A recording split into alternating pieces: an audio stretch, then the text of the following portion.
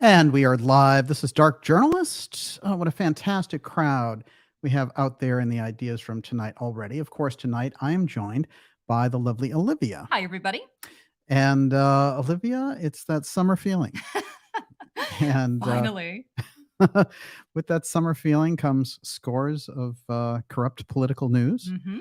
And of course, tonight, big on the UFO file. And this becomes very important because this is a special episode to highlight many of the things that are going on in the UFO field around crash retrievals and show how a real crash retrieval story from 1948 was covered up massively to the point where it's still largely considered a hoax today.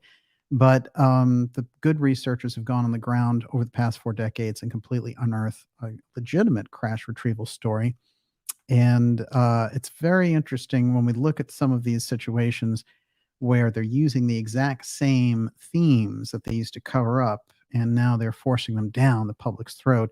And this becomes part of an intel psyop and a theme, a narrative that's been created and put together very carefully. And we're going to explore some of the members and how, since April 20th, this one has been put into position. Now, in the second half of tonight's program, we're also going to be taking your questions, and Miss Olivia is going to be putting those together. And tonight's going to be a special report. We're going to do about 2 hours, and this is Cosmic Clearance, Aztec UFO Crash Retrieval. We're going deep tonight into the origin of the UFO file, and that gets us back to the Cosmos Club and maybe even further back to an older time, and brings us right up to the point where today they are cashing in more money for UFO dough and the UFO Defense Office, which is very interesting, along with the hearings that are coming up in July. Just a fascinating time to be working on these deep things so dear to us on the X series. And how does X steganography figure into all this? Well, X steganography is throughout, because this is the code that they've been using for a long time. And it's interesting when we put together the amount of episodes that we've done over the past 5 years on this, it's very obvious how to see the theme and see the strings that connect here. So we're going to connect some of those dots tonight. Before I go any further, Miss Olivia, how are we doing out there? Good. Straggle On says Senator Gillibrand announced today that she secured full funding for Arrow for fiscal year 24. More money for the UFO threat. Things are heating up, I think. Well, good point. Here's the thing about Gillibrand, as we've spotlighted. Now, she's the senator from New York, and Kirsten Gillibrand, and she's leading with Marco Rubio, the UFO Defense Office. That's Arrow. And they've attached it to the NDAA. And so in doing that, they've guaranteed funding for this. But they've also held the rest of the defense industry and, paychecks and all kinds of things hostage in order to get their office.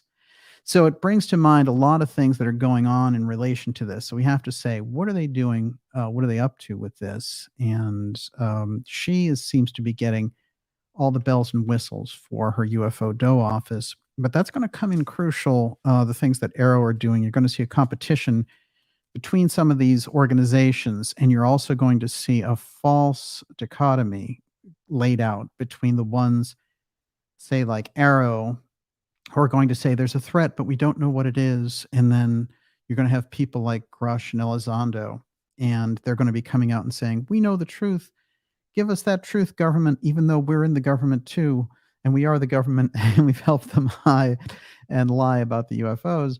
So you're going to see the phony whistleblowers on one hand, and then the phony stiff government types saying, we don't know what that is. So they have Kirkpatrick out there, and they can have Grusch. And so they can play out this whole thing with the intelligence agencies and just forget about the actual public and the people, the real military whistleblowers and people in the public who've dealt with the UFO issue, and just how far back this goes in the human mentality. So they're going to put on this theater for us. And the question is, why? Well, we've suggested a lot of answers on this program. And tonight, particularly around the whole idea of UFO crash retrieval, it gets very deep, because that case in Aztec, there's a lot of answers there that provide answers for us now here in 2023, even though the incident took place in 1948, because it was scrubbed so heavily by the FBI and that was Hoover's FBI that got rid of it. There's a lot of information that's been vouchsafed there for us, and a lot of good people have been working on it. What's fascinating when we get into these topics is just the level of secrecy and then the lies upon lies and then living in lies that go on around the UFO file. And you have to ask yourself again, what is the nature of the lying around the UFO file? Well, on this program, we've gone very deep to expose the groups that are involved and refer to them as Exprotech. These are groups that are there to guard the technology and guard the various effects that that technology creates. This goes much deeper than saying, well, we have to protect the public from the idea that there's aliens.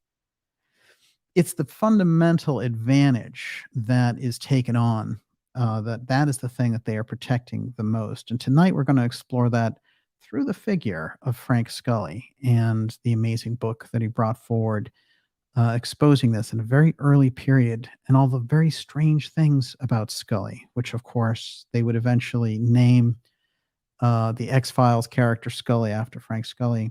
But Frank Scully found himself in the middle of quite a lot of crossfire from these different deep agencies within the government trying to keep the UFO file secret.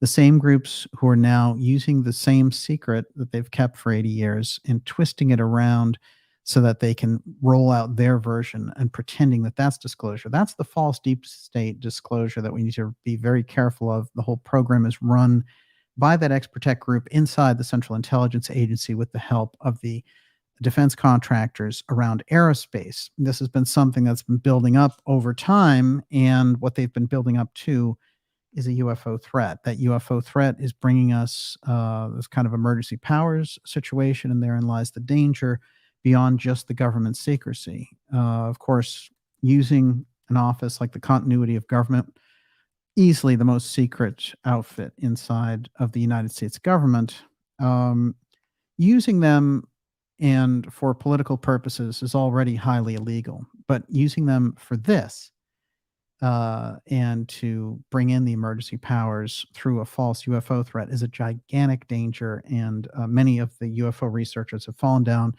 on their faces on the job and just try to pretend that things are going to go along in the old way. But post-COVID, it's not a viable option because COVID's a real dry run, and the op around the COVID op, if you really go deep into it, you're really looking at something where they've taken on a whole new position around it. And efforts to expose it also, I think, have been tripping them up dramatically. But we're going to get into all that tonight. This is a very special 2-hour feature for you, Cosmic Clearance, Aztec UFO Crash Retrieval. This one's going to go deep. Also, I'm going to reveal more about Black Rogue, which is the actual name of the crash retrieval program.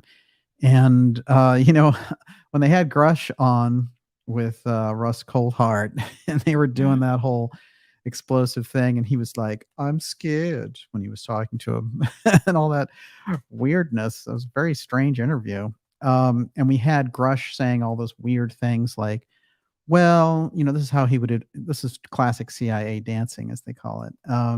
He'd get asked a direct question. He said, well, sometimes a fly gets caught in a spider's web, and, it's usually pretty bad for the fly, right? So, yes. And then the guy would say, oh my God, so what you're saying is they are keeping live aliens, and those aliens are killing humans, so he could make all of these things. And there's a movie actually from the 80s, which is a Peter Sellers movie called Being There. And that's what I'm thinking more and more with Grusch when I watch, because I've watched this a number of times to see the dancing that goes on there. And he often answers a question with a question. And, very often in some of these, he'll say, well, there are actual aliens on board. He gets asked that. And he says, well, sometimes you might expect that when something crashes, there are pilots on board. Or do you mean when a plane crashes? Are we talking about alien crashes with aliens on board? What the hell are you talking about? So again, the problem in all of these, just like when Elizondo rolled out, is that he had George Knapp and this Coldheart guy, who was, by the way, a 60 Minutes Australia guy who just jumped into the UFO thing. And all of the people in the UFO field, when get these people on, they don't ask them real questions because I guess they don't know how real questions are anymore. They're just after the sensation and the feeling of the excitement of the sensation of somehow this is going to lead to dead aliens. Well, it's very important because when we've recovered these things, getting it straight and how it's gone down and how they've been able to hide this over 80 years is quite remarkable. I'm going to tell you, it goes back even further. But what occurs to me when dealing with this is the way that they've been able to come in and handle it is through these very weak interviews. And it's actually, that's one side of it. And then on the other side, you bring in these people who don't know anything about it. So they think, oh, I'm talking about the UFO thing, therefore I'm going deep on the UFO thing. But you're not, because the people you're sitting there giving an audience to are a bunch of CIA people who are running an op. So this is a very tricky situation. I'm going to get into it tonight because it's gone into a kind of overdrive. And if I told you that some aspect of it was launched on Hitler's birthday this year, I wonder what you'd think of that. Let's go into some of those. But before we do, Miss Olivia, how are we doing out there? Can I ask you a trivia question? Sure. Chuckle says, what brand did X-Files Smoking Man smoke? I know it's supposed to be Marlboro, but it's something else. What is it? No, it's Morley's. Morley's. Thank you. That would have killed me because I couldn't remember it. I couldn't look it up. Just too good. And by the way, he is supposedly modeled on E. Howard Hunt. And think about E. Howard Hunt and his UFO revelations. It makes a lot of sense, actually, when we go into it. And then when they did a bio of the Smoking Man, he was there setting up Oswald and all that. So E. Howard Hunt, showed up pretty well as the model for that. And there is a book that he writes in when they do this biography episode. Do you remember the name of this thing? It's Ramona Clef. That's it. And remember what that was all about? The whole Ramona Clef thing. We'll talk about it some other time. But it is interesting to me because let's just say that they were using the fact that Hunt had been the author of over 50 books himself, and he would use various names, but he was obsessed with this. So they had the guy in X-Files doing the same thing. What else have you got? Not related, but Luminessa Lux says strange energies this week, along with weather strangeness. I think next week we're supposed to have the whole week is thunder showers. Yeah, it's pretty interesting. For the summer, it's definitely, for Boston, it's usually much nicer. But we wait all year for this. Compared to what was going down in Oklahoma and Arkansas and all those places, they were getting hit pretty hard down in the West. And I know that Dr. Farrell was talking about that as well. So we're glad that he's been able to weather the storm down there as well. Everyone, it's so great to have so many of you here with us. Some amazing things tonight. And I'm going to tell you how this whole thing about the UFO whistleblower Grusch relates to the real story of UFO Crash Retrieval. I want to remind you before we go any further tonight to go to darkjournalist.com and sign up for a free newsletter that keeps us in touch through all of this incredible social media squeeze that's going on. And, we've seen the censorship, and it is hard and it is heavy. Let me tell you, I can tell you from experience that we've done a lot of bobbing and weaving to get around it, but whoa, they've really been amping it up. And they've been throwing a lot of people off air who are covering Bobby Kennedy for this election because he's doing so well. And Bobby Kennedy comes up tonight, in his candidacy, along with the candidacy of President Trump, become very interesting kind of spotlights in the middle of all this UFO stuff. I want to bring us back to late April of this year and a very strange meeting that took place at Wright Patterson. This is pretty wild because at the time, it was the largest meeting of intelligence figures that had taken place since World War II, when we didn't even have the CIA. So something was afoot there at Wright Patterson. Let's find out what it was. First of all, if we dial it back even further, one of the lead people in all of this is Avril Haines, who is the top cop for the intelligence community. And she's the DCI, and she had sort of done all this stuff about UFO Day and, UAPs are here and all this stuff. And she came in with a big agenda around UFOs. Now, anyone who's familiar with the whole COVID op setup and the whole Event 201 with Gates and all this stuff that happened in the October before, that's October 2019, will remember that Avril Haines took part in that and went through the whole motions about how the government would respond in that event. Now, when she got in after Biden set her up, and I can tell you that just as a quick little sidelight, her background was as the deputy CIA director to John Brennan, the drone king.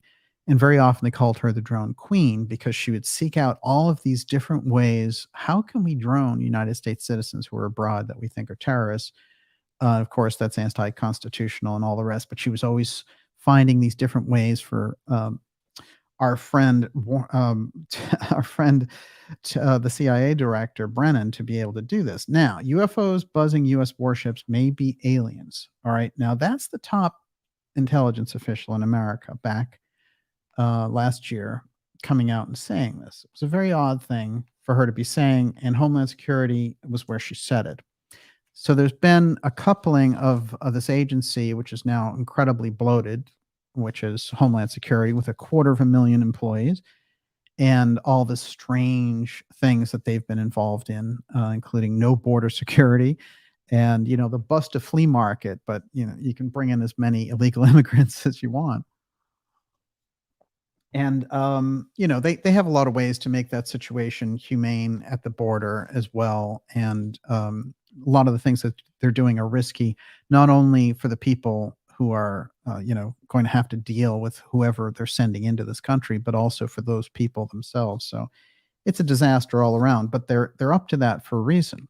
So anyway, that's a little background on our friend Avril. Now, Avril went on board and was leading this Wright Patterson historic national security briefing. She was right in the heart of it, but what was it all about? Remember, the setup took place April 19th. The major meeting was April 20th. And it was hard to get details on what they were working on, but some of them did come out. Intelligence leaders see Wright-Patterson as a huge component of defense. Aliens among us. Top U.S. intelligence officials discussed UFOs in historic briefing. Top officials discussed several important issues. Air Force intelligence leaders start arriving at Wright-Patterson Thursday. April 20th, 2023. So something big was going on. And if you go deep into it, you're going to find out over 50 intelligence officials were there. And Avril Haines was there in the heart of it. Top U.S. intelligence officials, including the Director of National Intelligence, Avril Haines, the CIA Director, Burns is another one, General Paul Nakasone, director of the National Security Agency, convened at Wright-Patterson Air Force Base in Ohio for a national security briefing on Friday. One of the things I want to point out about Wright-Patterson, if you follow the UFO file and the show, you're going to know very well, which is that's where they keep all of the crash retrieval information. And so, all of the crafts classically in the 50s and 60s, there was a route there that took everything to Wright-Patterson. Now they've spread it out dramatically throughout this country and other countries, and underground and in space. So it's going to be very hard to track it under those circumstances. But it's well known that Wright-Patterson, that's the fingerprint, that's the signature that's going on here. The House Permanent Select Committee on Intelligence was also in attendance, including Representative Mike Turner. The purpose of the briefing was to ensure that intelligence officials are knowledgeable about activities occurring at Wright-Patterson, which houses the National Space Intelligence Center. Now, NSIC, this is interesting because NSIC, National Air and Space Intelligence Center, so you have NSIC and NASIC. Now, NSIC is also where we got wind of this whole thing about Grusch, because one of the people that was being dangled out there as a whistleblower and saying all these outrageous things, his name was Jonathan Gray. And when you think about gray aliens, his name becomes pretty obvious. And when they did a little investigation on where are you getting this Jonathan Gray guy, because we've gone in and went through all these files, we can't find him. And then NASIC said, we don't have any Jonathan Gray. We don't know who the hell they're talking about. So then they went back to the debrief people, and the debrief is a very strange outfit, which I've pointed out here before. On their first day that they had a website published, CNN was running their stories. So there's some weird hookup in the background with them. And one of the things that they had going on was they were saying, they were attributing all these wild quotes to Gray, like, yeah, we have all these dead aliens and they're stored in these, facilities and all the rest. While if you look at it, Grusch's stuff was all the weird dancy talk. So Gray was really the one who could say all these outrageous things. When they dug into it, they said, well, that was a pseudonym that he was using, but that's his name inside of NASIC. And then they went back to NASIC and said, is there anyone? And NASIC said, no, there's nobody named Gray. So literally, those people could have made it up, and this could have been part of the way they rolled it out.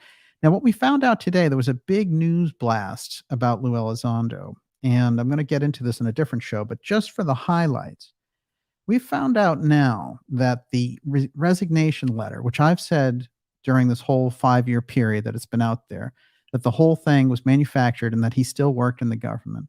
Well, lo and behold, records have come out that show that there were 2 resignation letters, and that the first resignation letter just said basically, I got a better offer and I'm going to work with TTSA. And the second one was, you're not treating this subject of UFOs seriously, and I'm resigning, and here's some protest and all this stuff. That one, they don't even know the provenance of it. If you go into the Defense Department, they're like, we're not even sure how this came to us, but they slipped it in there into his official file so that when they rolled Elizondo out as this big whistleblower, like they're doing with Grusch, the media and the CIA media could be pushed, and they could easily say, oh, this guy ran a UFO program, he resigned in protest and all that stuff. None of it was true. It took 5 years to bust the lie, right? And we've been on board and giving you this information about Elizondo and all the rest. Now, that story is falling apart just wide in public. Whether the media is even on board with it, they're like, we don't even know what UFOs are, so they don't know what the programs are. Ex-DoD intelligence officers' UFO claims sparks security concerns and confusion, Pentagon memos reveal. And that's from the Black Vault, who's, John Greenwald, and he's come on this show many times. He's been laying low lately because I think he took a lot of heat when he came on our show. But one of the things that's interesting there is they've really exposed this whole thing about the second phony letter. Here's just a few highlights of this. Newly released internal DoD memos shed light on security concerns and chronicle the chain of events in the days and weeks that followed Lou Elizondo's resignations, and how the UAP videos were published in the New York Times in December 2017. Now, anyone who's looked into it, who's a serious journalist, Black Vault, New York Post, all these other people, when they've looked into it, they've said, basically about 90% of the article is complete fiction. And it was, but it was backed up. People kept backing up each other's stories. And that's the way that one worked, because they needed to try this op-ed. It didn't work out the way that they wanted it to. Now, despite public statements by the Pentagon asserting Elizondo had no role for ATIP, they finally were able to say that in June 2019. The memos show that the DoD had made that determination in 2017. So when he was coming out and saying it, they knew for 2 years before they came out and busted him. That's weird. So somebody was appreciating that he was dangling this. Details emerge in these documents that outline the security concerns and overall reasoning.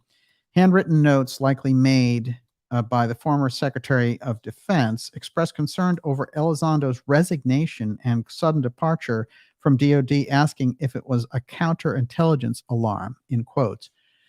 Meaning, is he going off to do some counter intel work for us? Yes, is the answer. And that's what he was doing. But it looks to me like the CIA grabbed him out of the work that he was doing there and said, we need you to front this whole role. A new, never before made public resignation letter submitted by Elizondo surfaced. The second previously already made public resignation letter said to have uncertain provenance and never delivered to the Secretary of Defense. Now, the other one, the one that they showed everywhere, was the one that said, I am resigning because you're not telling the truth about UFOs. And then they rolled the whole phony story out in the New York Times with Lou as a false whistleblower. And in fact, he was still working with the government at that time. The resignation was just inside the office, and he wrote, "Oh, I'm having some personal issues, and plus I got a better offer from this company." That was the reason for resigning from his post there, but he kept on with the government. So the whole thing, then Leslie Kean should come out and apologize because that's a complete disgrace. Everyone associated with the New York Times article. Took 5 years, but you heard it here maybe back in 2018 because we went through the facts on it.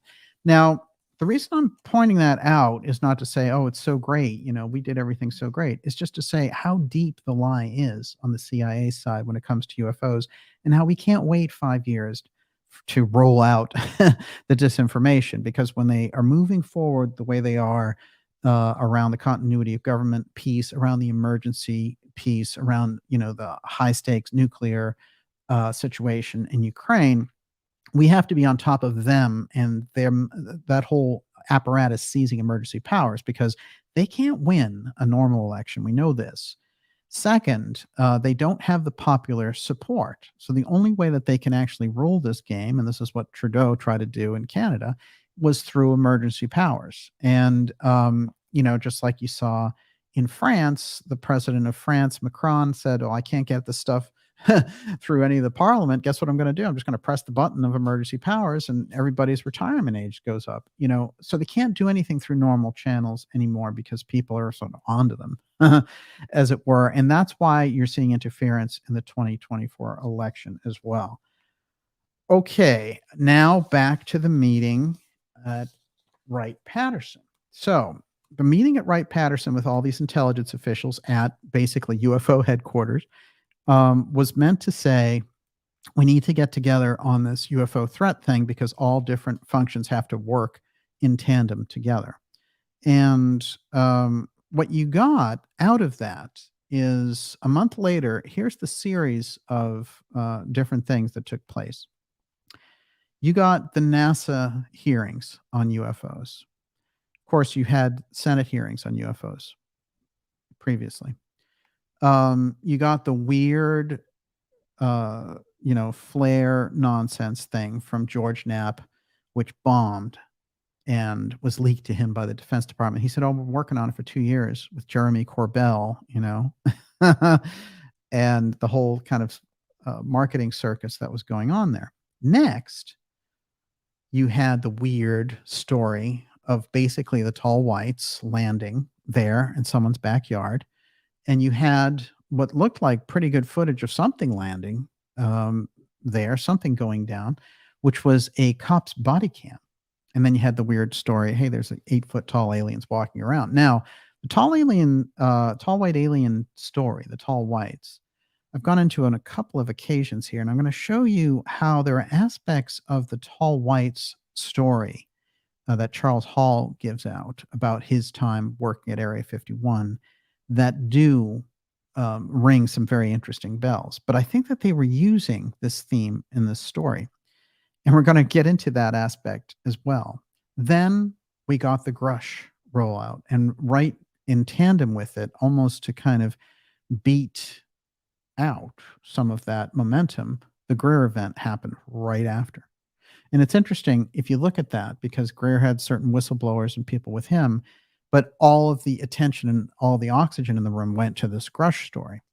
Now, Grusch was primed a year previously by Lou Elizondo, who's the same person who they rolled out, and we've gone over the UFO op and everything that they've done with that. So he's another extension, another way for them to keep doing this. Some of the things that people, I think, in the field need to realize that the level of manipulation by the intelligence agencies around the UFO file now is off the charts and entering into a very dangerous sort of red zone. And in combination with the earlier incidents that brought in the COG commander through NORAD in the February balloon shoot downs and then shooting down UFOs over Canada and Alaska, and then, hey, there's this thing coming in from Hawaii, but you know what? Balloons are okay. There's no problem there, right? And we're just going to change those filters. And hey, look, we see all these UFOs now. We're in a UFO war.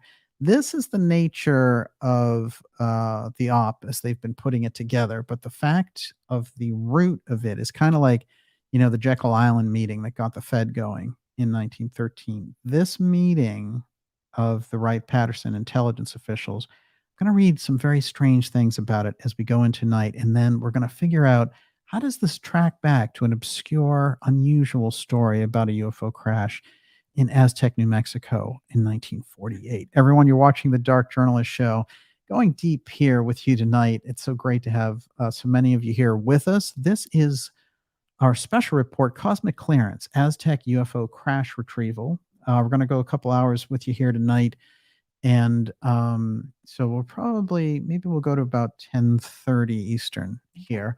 And in the last sort of 30, 45 minutes, we'll take your questions as well. Miss Olivia, how are we doing out there? Good. Jocelyn Buckner says, I saw a tall white in Las Vegas, Flamingo Hotel, about 3 a.m. No one noticed them waltzing through the noisy casino except me. We locked eyes, and I knew that they weren't from here. Yeah, it's very interesting. I'm going to tell you, I'm going to do an interesting aside here, and the best way to catch up on some of this. I have a new Cosmos Club episode coming out this summer. One of the interesting things about the Cosmos Club is in real time, while we were kind of covering them and all the rest of it, and we'd done some interviews with John Warner IV, who is the son of the late Senator Warner of Virginia, and Catherine Mellon of the Mellon banking family. And he had revealed all these things about what his cousin, Chris Mellon, who's part of this Elizondo, Grusch, the whole thing. And one of the things that came up is they offered him membership for the first time while we were doing this. So, the Cosmos Club, which I've termed as UFO Bilderberg, is very important in the middle of all this. And I'm also going to tell you that not only does it serve as a function as a kind of a UFO headquarters for information, trust me, they have tons of other things going on the surface. So that would be very hard, to just pin them down on the UFO side. But if you go into the history, you're going to find every major player from J. Allen Hynek, Carl Sagan, everyone around the UFO file is deep, deep into the Cosmos Club. As a matter of fact, they got rid of J. Allen Hynek because he had turned against, the kind of secrecy around Blue Book. And it's also very interesting that President Kennedy resigned from the Cosmos Club very shortly after becoming a member. Possibly, I'm really thinking that it had something to do with this fact of what the meetings are set up for. And they've had a long history. Now, the man who set it up, John Wesley Powell, we've done a couple of episodes on him, and those run deep. What I want to say about Powell is, we have him discovering the Grand Canyon, going down the Colorado River. This is a real pioneer and all the rest of it, but incredibly well-funded.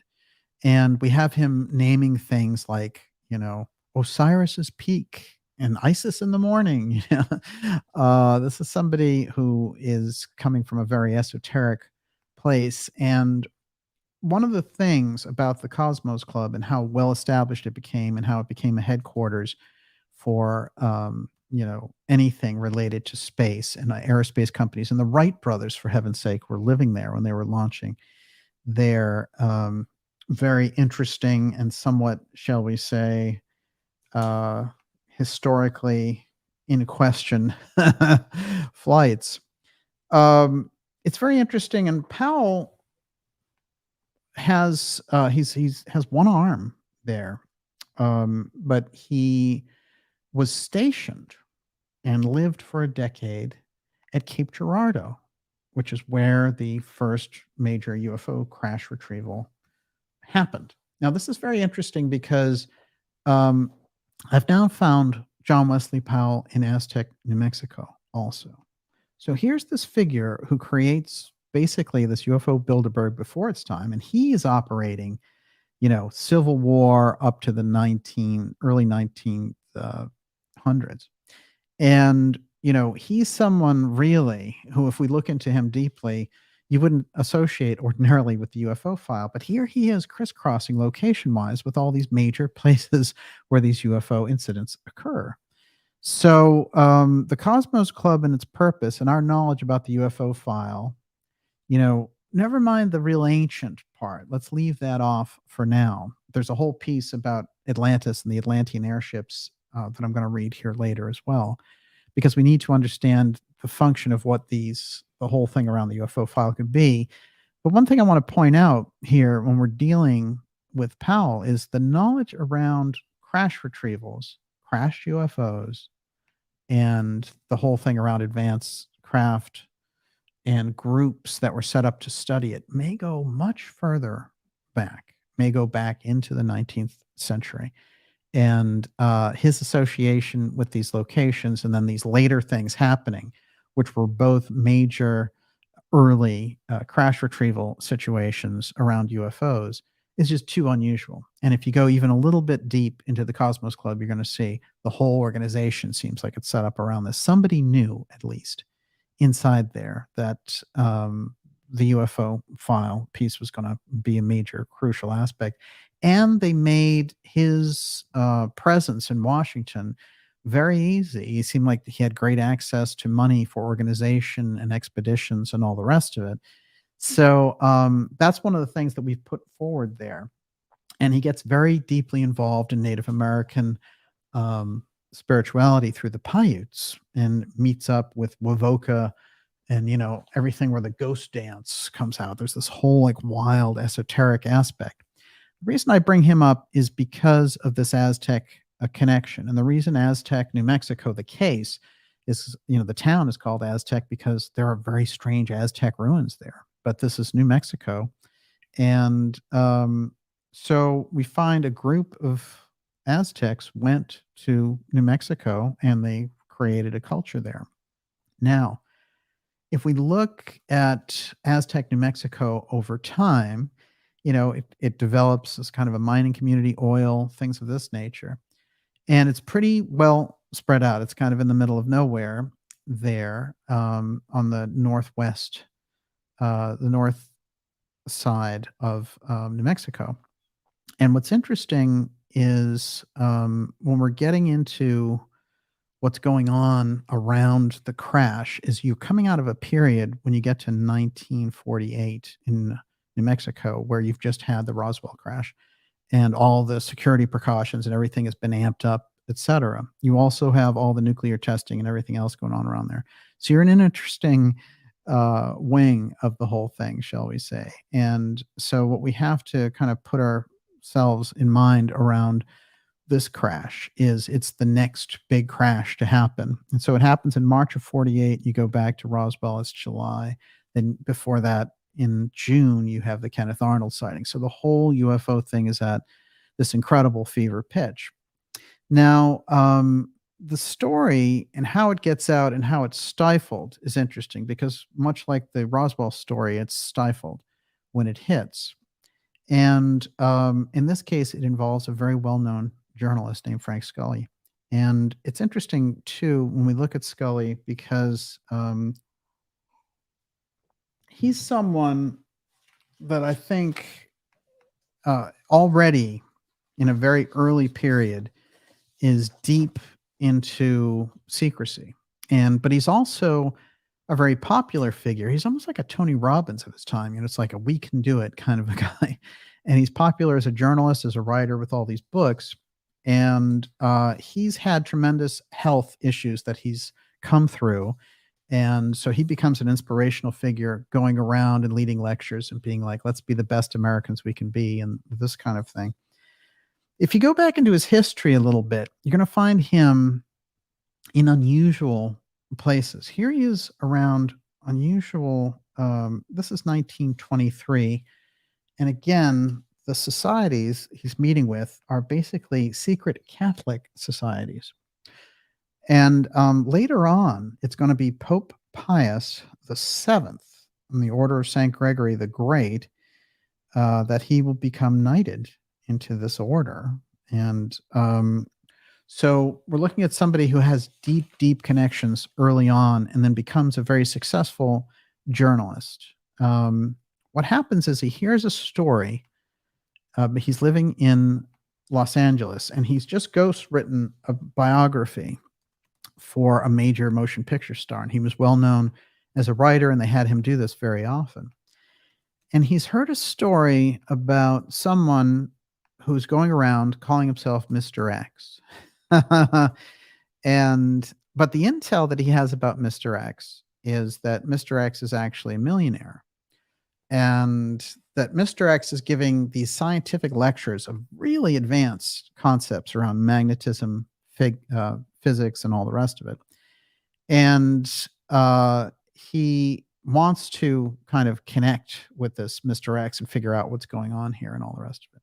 The connection happens, and Mr. X, who he finds out is Mr. X, becomes a very interesting character.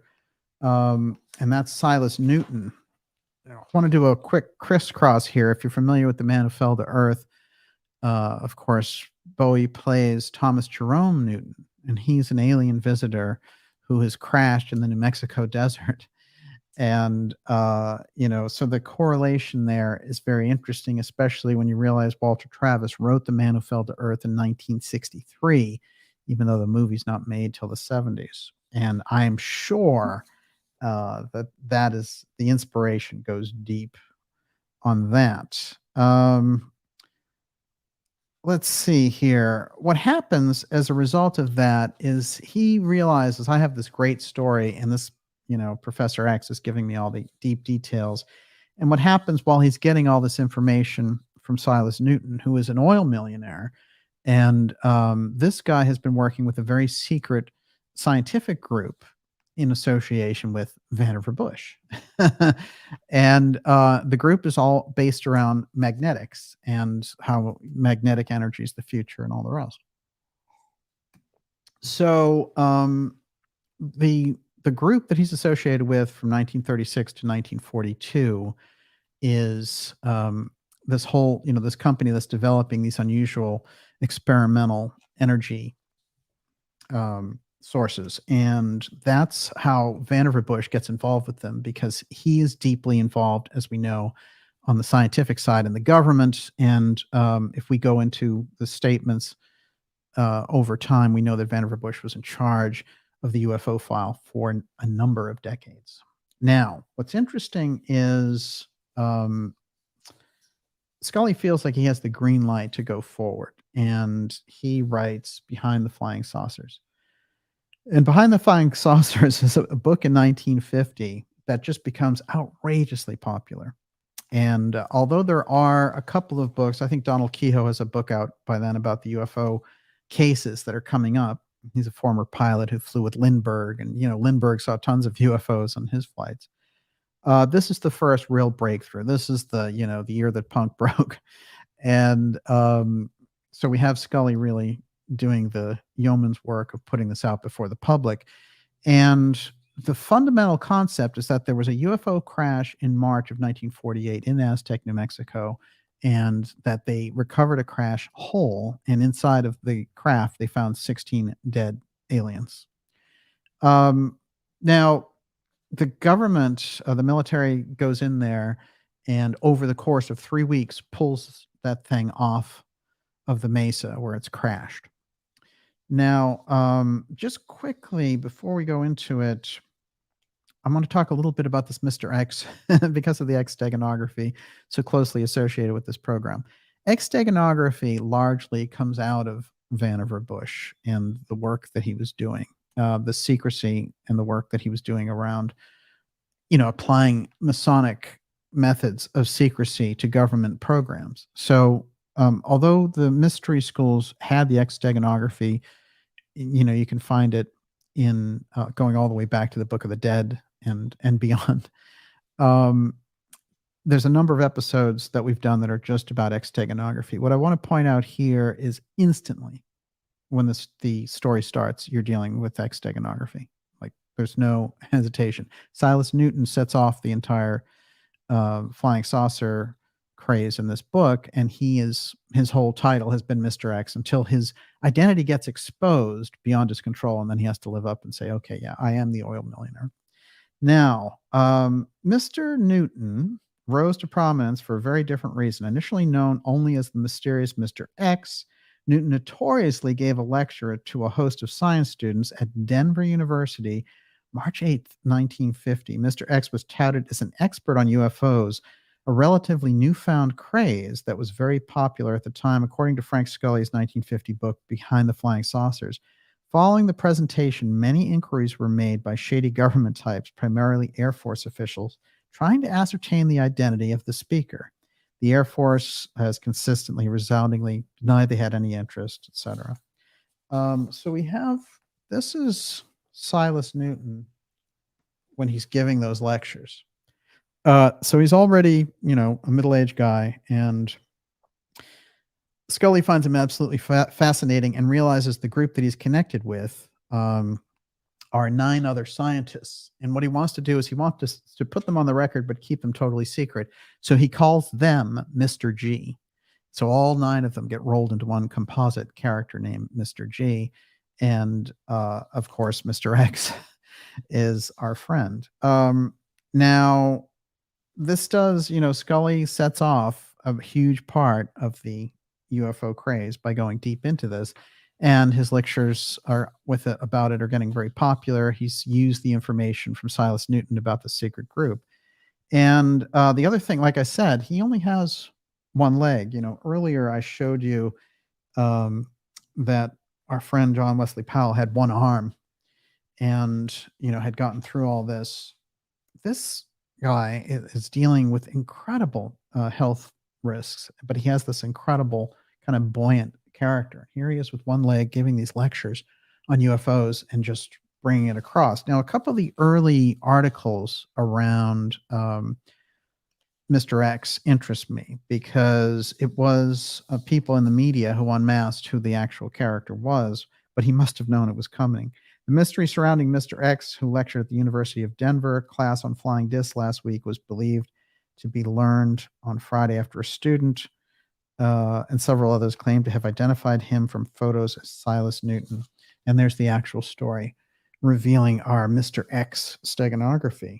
And there's a few of these. Students identify saucer speaker. Mystery that shrouded the identity of Mr. X. The picture presented for identification was that of Silas Newton, the president of Newton Oil, and he's from Colorado. The picture was at the Denver Post Library, and Mr. X was getting a very large, curious audience being like, how does this guy know? Like, what is he talking about? And how does he know so much about physics, magnetics, and the UFO file? So this guy was laying it out there. And then Scully hops on board, gets the inside dope from him, and writes a book. And that book becomes very popular. Now, in the middle of all that, there's another journalist who wants to get in on the whole thing. And what he does, I believe he's sent in by the FBI because the FBI were really after Scully and this story. And they were trying to get Scully to reveal who are the scientists who are working on the UFO. Because there was a split there where the CIA and the Defense Department really ran away with the UFO file. And the Ex-Protect group around aerospace in particular, kept it out of the hands of the FBI. And the FBI followed them on their heels using Guy Bannister to follow up on the CIA flight cases to see if they could develop their own. That's where the whole X-Files comes from. So we have an interesting crisscross there where the FBI decides we're going to put some real pressure on this situation. And what they do is they send in this journalist to try to discredit Newton.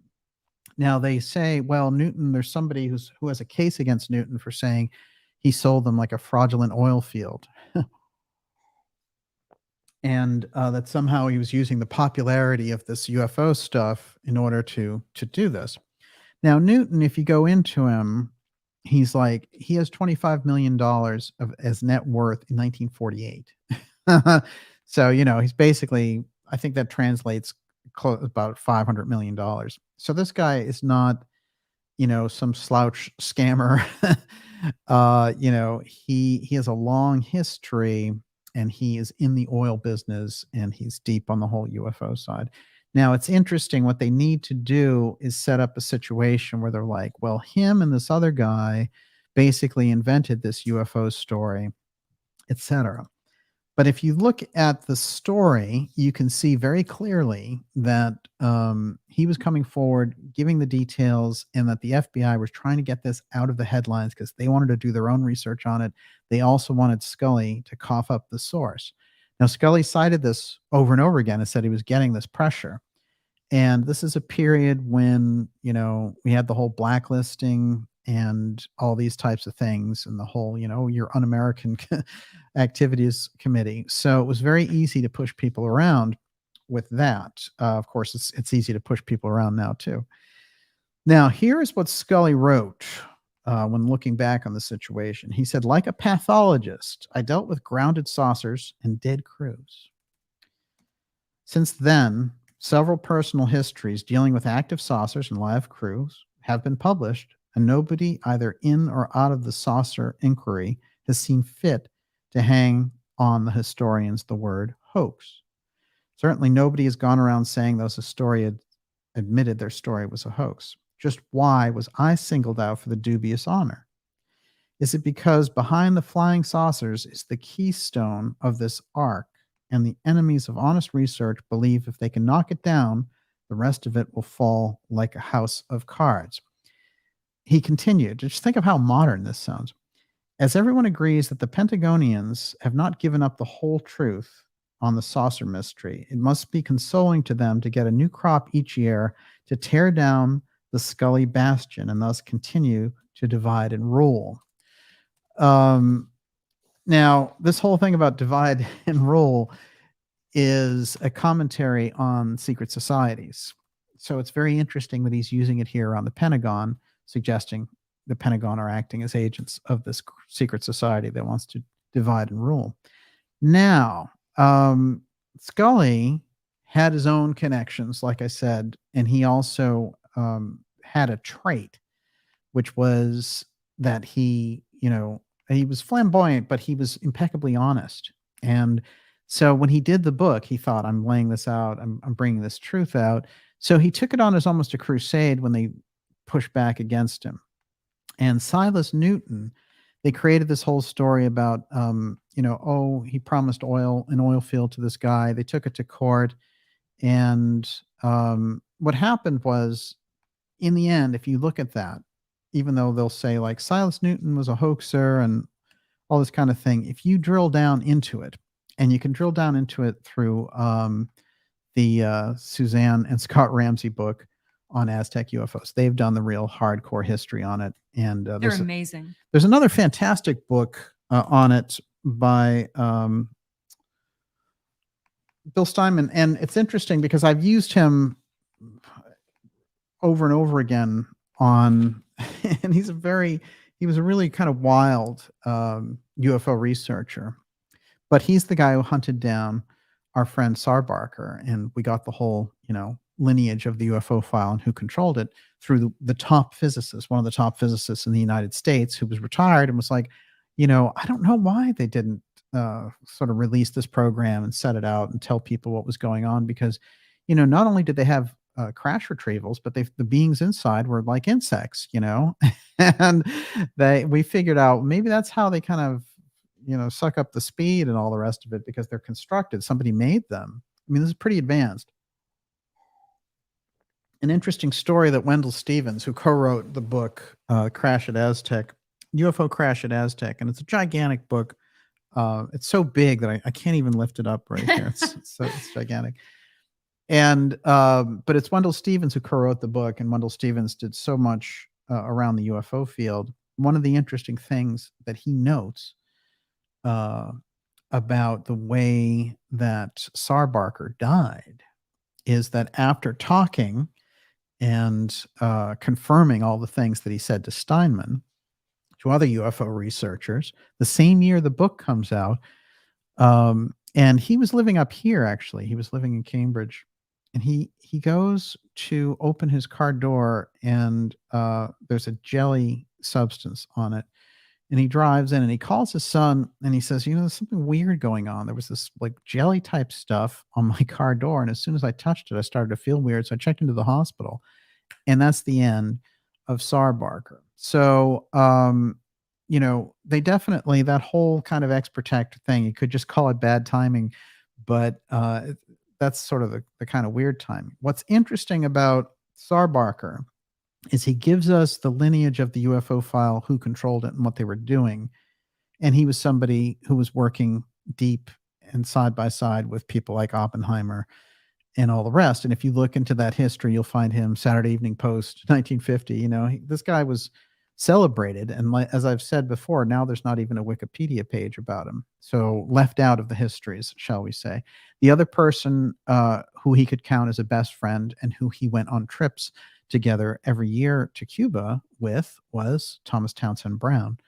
So we've done some interesting stories about those two. My point is, when we're getting around Sarbacher, we're getting around this idea of crash retrievals, how they were worked out, who was assigned, and who was controlling the UFO file over time. It was Vannevar Bush for a long stretch, and then John von Neumann, Arthur Compton, these other guys. He basically gives us the point. And I think we can figure out, von Neumann also dies in an unusual fashion. But I think we can figure out that the people who were in charge around the Manhattan Project were gifted at secrecy. And when they came to the UFO file, according to Sarbacher, they prized the secrecy around the UFO file even above that of the nuclear program. Think about that. And then it makes sense why we're in the middle of so many CIA hoaxes in relation to this. Everyone, you're watching the Dark Journalist Show, deep tonight here with you on the UFO file. This is a special report, Cosmic Clearance, the Aztec UFO Crash Retrieval. We're sort of giving that mirror on deep state, false CIA disclosure, and Dave Grusch and Lou Elizondo and the whole gang. We're going to be here with you. We'll go with you for about another hour here. We're going to take questions the second part of that hour tonight. Before I go any further, Miss Olivia, how are we doing out there? Good. Kontiki Man says, does the book mentioned refer to the Blue Berets of Camp Hale, one of supposedly 3 IPU crash retrieval units in the U.S. tasked with the Aztec crash?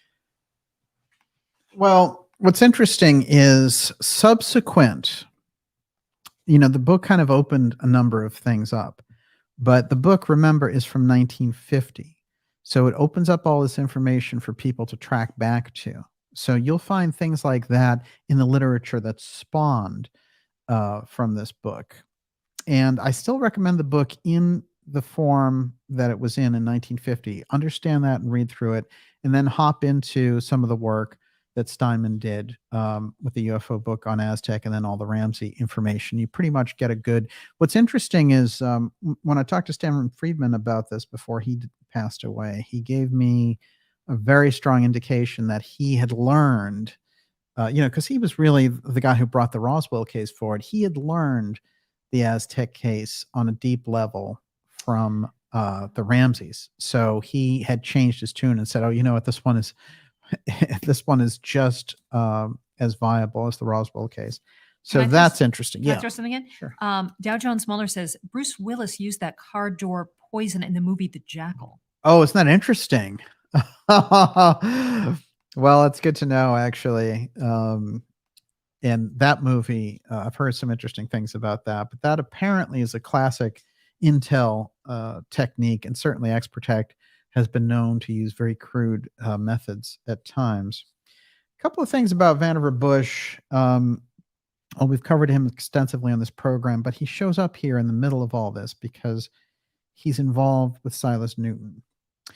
And he calls in a group to study magnetism, and Silas Newton is one of the scientists that he uses. Now, he is also someone who reaches out to Einstein and others to examine the Aztec crash. This becomes important for us to understand what's going on in the background. So on the surface, there's a bunch of denials about UFOs and everything else in that era, and underneath they're studying it like crazy. But it's very important on top to not mention it. So they have a lot of people who are involved in studying it. the whole kind of MJ12 legend, that whole piece and the people involved, they're studying the deeper levels of this. And on the surface, guys like Menzel are leading a double life because he's over here at Harvard debunking the whole thing, and then to the public and creating things like the Robertson panel where they can shoot it all down. And behind the scenes, they're furiously figuring out what's going on with this. Now, we have to also remember that what they're dealing with goes beyond just, well, we've fallen into this thing, and we've got some aliens here. It's very different. They one of the things that is noted in the witnesses who have gone in and were redeveloping and trying to work with the craft, some of those came forward in retirement at the end of their life, the Aztec witnesses. And what they said, what they remembered, is that no scientist could go in there and do any study longer than 20 minutes. So being around the apotheum of the UFO crash and the UFO itself was not something that was healthy for a human being. It's very interesting because, you notice that there's a lot of time stoppage stuff when it comes to UFOs and time missing, and, all this time has disappeared. So there's a time factor that gets distorted. That's one. But also notice that UFO abductions, they never really kept people. Usually it was like an hour or something like that. There's a weird exception in the Travis Walton case, which I've always wondered, it's made me wonder if that was more of a MyLab type situation, although you never know. And, but, keeping someone for a long period of time like that is unusual because there's something about what's going on with their environments when they're bringing them here that is not compatible with physical reality for human beings. So the apotheum that we see, the whole distortion of time space, there was a case recently where a guy came forward and said, there was this small craft that we went into, it was gigantic. That whole line of UFO witness thing goes deep. If you look into John Mack's work, there's a lot of that. So there's the distortion and stretching of reality.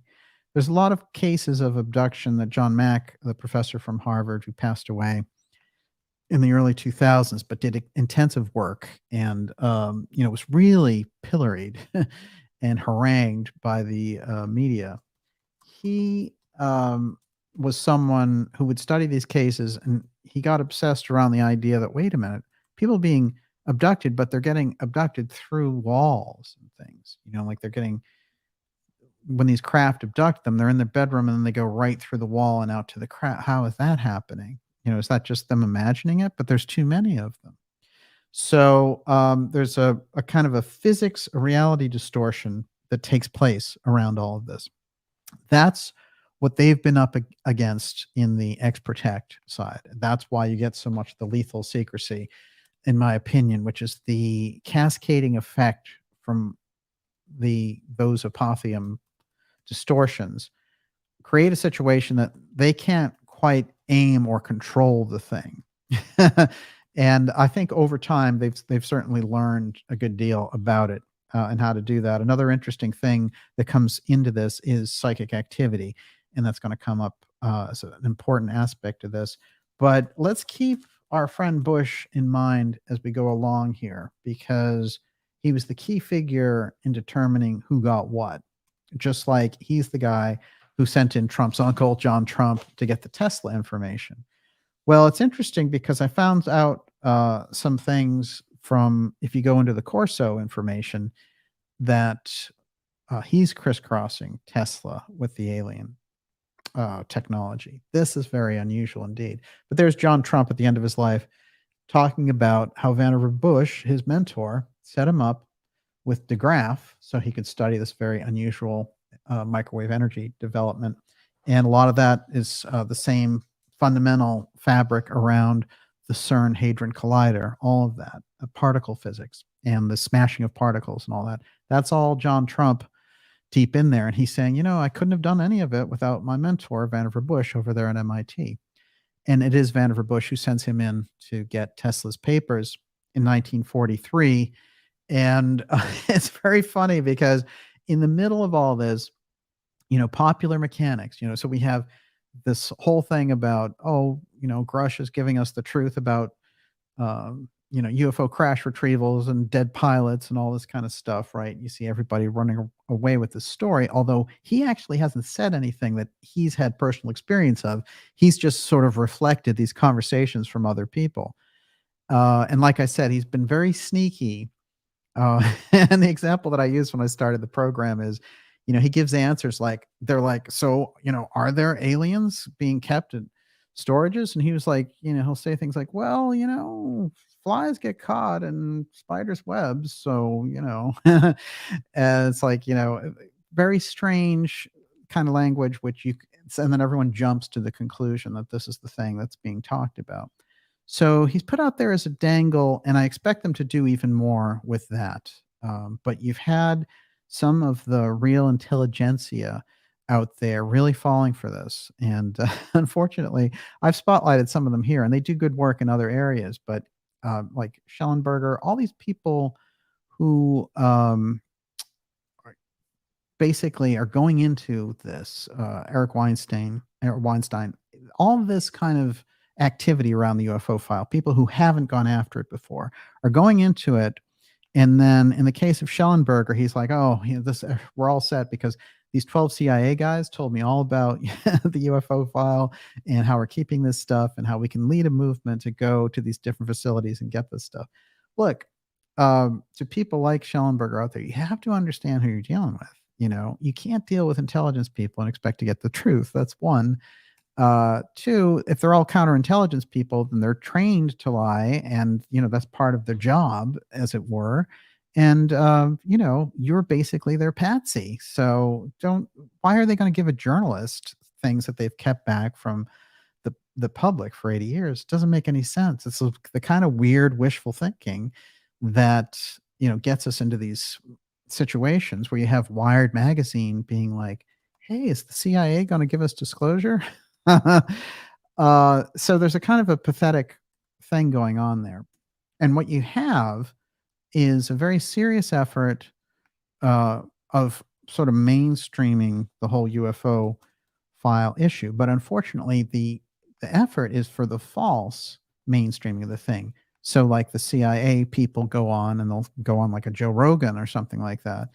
And they'll sit there and he'll be like, wow, man, there's aliens, huh? And the CIA people are like, not only that, but they're a threat, And so Chris Mellon was on Joe Rogan's thing. When you watch these different things, they're setting up the threat narrative. That's basically what's going on there. And that's not just Rogan. I believe a guy like Rogan is probably trying to get to the bottom of it, but you can't. I've pointed this out on a number of shows. They've said, what's the best Joe Rogan alien show? And I always say he hasn't done any alien shows. These are all CIA cutouts going on this program and trying to drum up a UFO threat. So you're getting a lot of false disclosure. And eventually what they'll probably do is roll Grusch out there, and he'll do this circuit. I've already heard now in the background, he has a tour planned. He has a History Channel documentary series thing planned.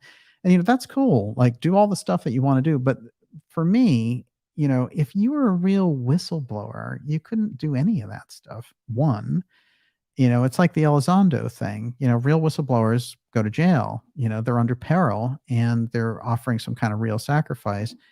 And so I resented it when Grusch came on and said, oh, all the chances that I'm taking and the bravery I'm showing is, I guess, because I'm such a good Boy Scout. Well, I don't get that he's a good Boy Scout. My impression is that he's evaded a lot of straight answers and that there's no tough, questions being put to the guy. As a matter of fact, my offer stands to have a gentleman's debate with him or Elizondo right on this program. But they can't do that because that'll be the end of their operation. They'll never get to tours and pushing the CIA line, because if they get on this program, it'll be pretty easy for me to spotlight for the audience where they're dancing. And I wouldn't let them get away with dancing. So when you have people like, Russ Cothart and all these guys and this kind of thing. They're just playing up. Like I said, it's like when Knapp interviews these guys and he says, well, are you a hero or are you a legend, or a heroic legend? The question is, are you working for an intelligence agency? Are you still, even though you're retired, connected with the United States government? And in that capacity, if you were operating, say, in a counterintelligence capacity, would you lie to the public to forward a program that the United States government thinks is in their best interest? And if they were being honest, they would have to, clip themselves and say, well, I can't answer that question, because they are still working for the government. Elizondo is still working for the government. I pointed that out. This guy's working for the government too. And that's where it gets dangerous in the background because we're being, these people are supposed to be dropped in as innocent truth tellers, giving us the real facts. But in fact, we're the ones who are getting flim-flammed from all this. That's the key. And that's where the alternative independent media can make the difference that the fluff media or the podcasts on that level, like you can't get it. You're not going to get it from Megyn Kelly. They might be great with other things, but they don't know anything about the UFO file. That's a problem because the CIA can flim-flam the whole media group. And that's what they've been successfully doing under the guise of false disclosure. Everyone, you're watching the Dark Journalist show, deep tonight on cosmic clearance and the Aztec UFO Crash Retrieval, where we're learning some things crisscrossing from 1948 to 2023 and everything in between. We're going to take your questions here shortly, but I'm going to go back and go a little bit deeper on crash retrievals and such. I want to give us a couple of pieces about this Grusch thing so we understand what we're talking about. So the basic theme, military whistleblower goes public with claims USS secret UFO retrieval program. Okay, so what Cothart says in that interview is, this is the first time that any American official has come forward and said any of this, right? And then he says, I'm scared because you're scaring me because you're saying this non-human intelligence, this NHI, has killed people. And then, so it's interesting because Grusch in his response says, yeah, that appears to be the case. Not that I've seen it or I know about it or anything, just that appears to be the case. It's kind of like asking him, well, do you think there's a God? And he's like, yeah, that appears to be the case. It's one of those. Well, here's someone who outranks Grusch, who went on the record in the late 90s about crash retrievals, dead aliens, craft and storage, and that's Philip Corso. And he did it 25 years ago. Apparently, Cothart doesn't know any of that history because at last count, I found 26 different intelligence guys who have all come forward and talked about crash programs, including Jesse Marcel, who, after all, was talking about a UFO crash, and he's the guy who started the whole Roswell thing. But our friend Corso gave us a lot of indications there that what happened was we redeveloped the technology and inserted it through corporate America to make different types of leaps in our own technology. And that in the background, they were working to really kind of size it up. Now, I think that Corso gave a lot of very telling information in there, and that's shared by people who've gone very deep on it. For me, there's a lot of things that he never even got to, and it's interesting that when he died, he was under all of these lawsuits. So this is not someone who was celebrated in the media by any stretch of the imagination. But it is very interesting because we have a piece here, Corso on Tesla. And I find it interesting that as he's giving Tesla all these compliments, there's the same type of language about how the Tesla technology was reworked inside the government. We got all these advancements out of it. Because the UFO file, the X technology lives inside of that UFO file, but the technology itself, the effect of that X technology does not necessarily have to be just some extraterrestrial craft coming in here. The idea is, I'm going to put a few things on the record here that incorporate the mystery school understanding around these things. Let's start with this. So, one of the big arguments against UFO crashes is that, well, you can get all the way across the galaxy, but then when you get to Earth, you crash. Come on. If you look at the law of accident in Gurdjieff's work, he says that there's a certain amount of accident that has to take place on planet Earth because of its relationship to the moon, and that there's no getting around it. So we know when we tally up, things from the year, you're going to find a certain amount of accidents on the highways. You're going to find a certain amount of train accidents. You're going to find a certain amount of plane crashes, because we all live under the law of accident. Okay. That's the physical realm. That's the physical reality. Why something coming here should be able to defy the reality that we're inside doesn't really make a whole lot of sense. The question is, if they come here and crash, then what is it that's going on?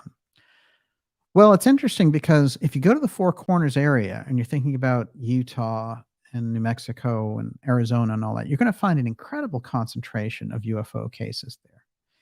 Now, one of the things that Casey has pointed out in relation to that area is it's one of the oldest areas that stayed above ground for many, many millennia. Now, if you think about that, if they knew it was a very steady haven, whoever visited here or whoever was advanced who stayed here, they could have easily made that their home. And so a number of bases could be there. Now, that gets into some interesting area around ancient technology and how that plays into this, because, we have a few options for what these things could be. One of them is interstellar off-world travelers visiting here. That's certainly a viable possibility.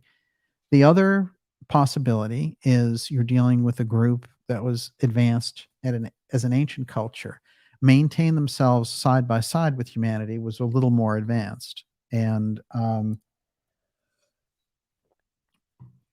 time became a lot more advanced, and that we're dealing with them as a kind of a cohabitation here on Earth, and we're getting indications. We bump into them because we're seeing their technology, and so we've had this going on, this question about it. You have the whole question about interdimensionals coming in.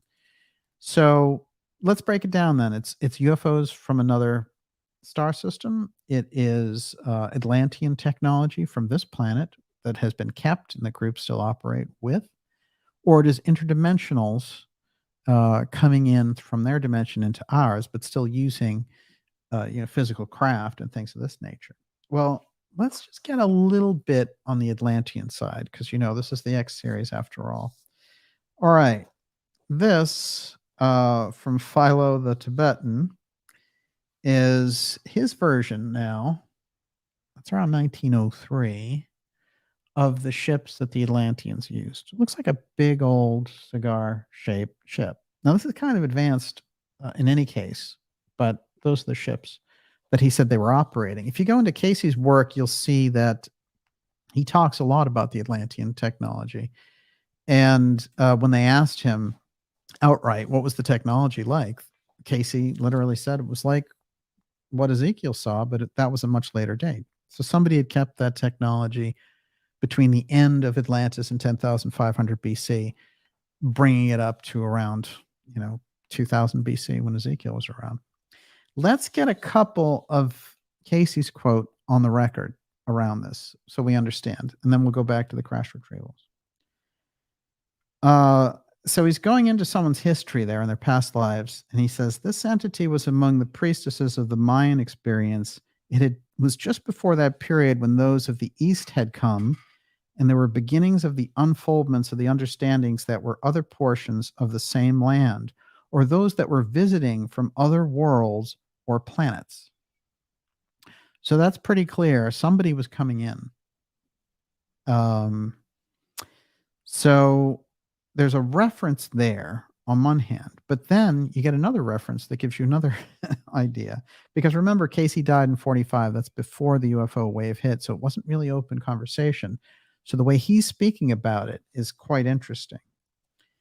He says here, speaking of Atlantean technology, the entity was among those who were able to carry the messages through space to other lands, and the guider of the crafts of that period. Hence, the mechanical side, the mystery side of many conditions influenced this entity.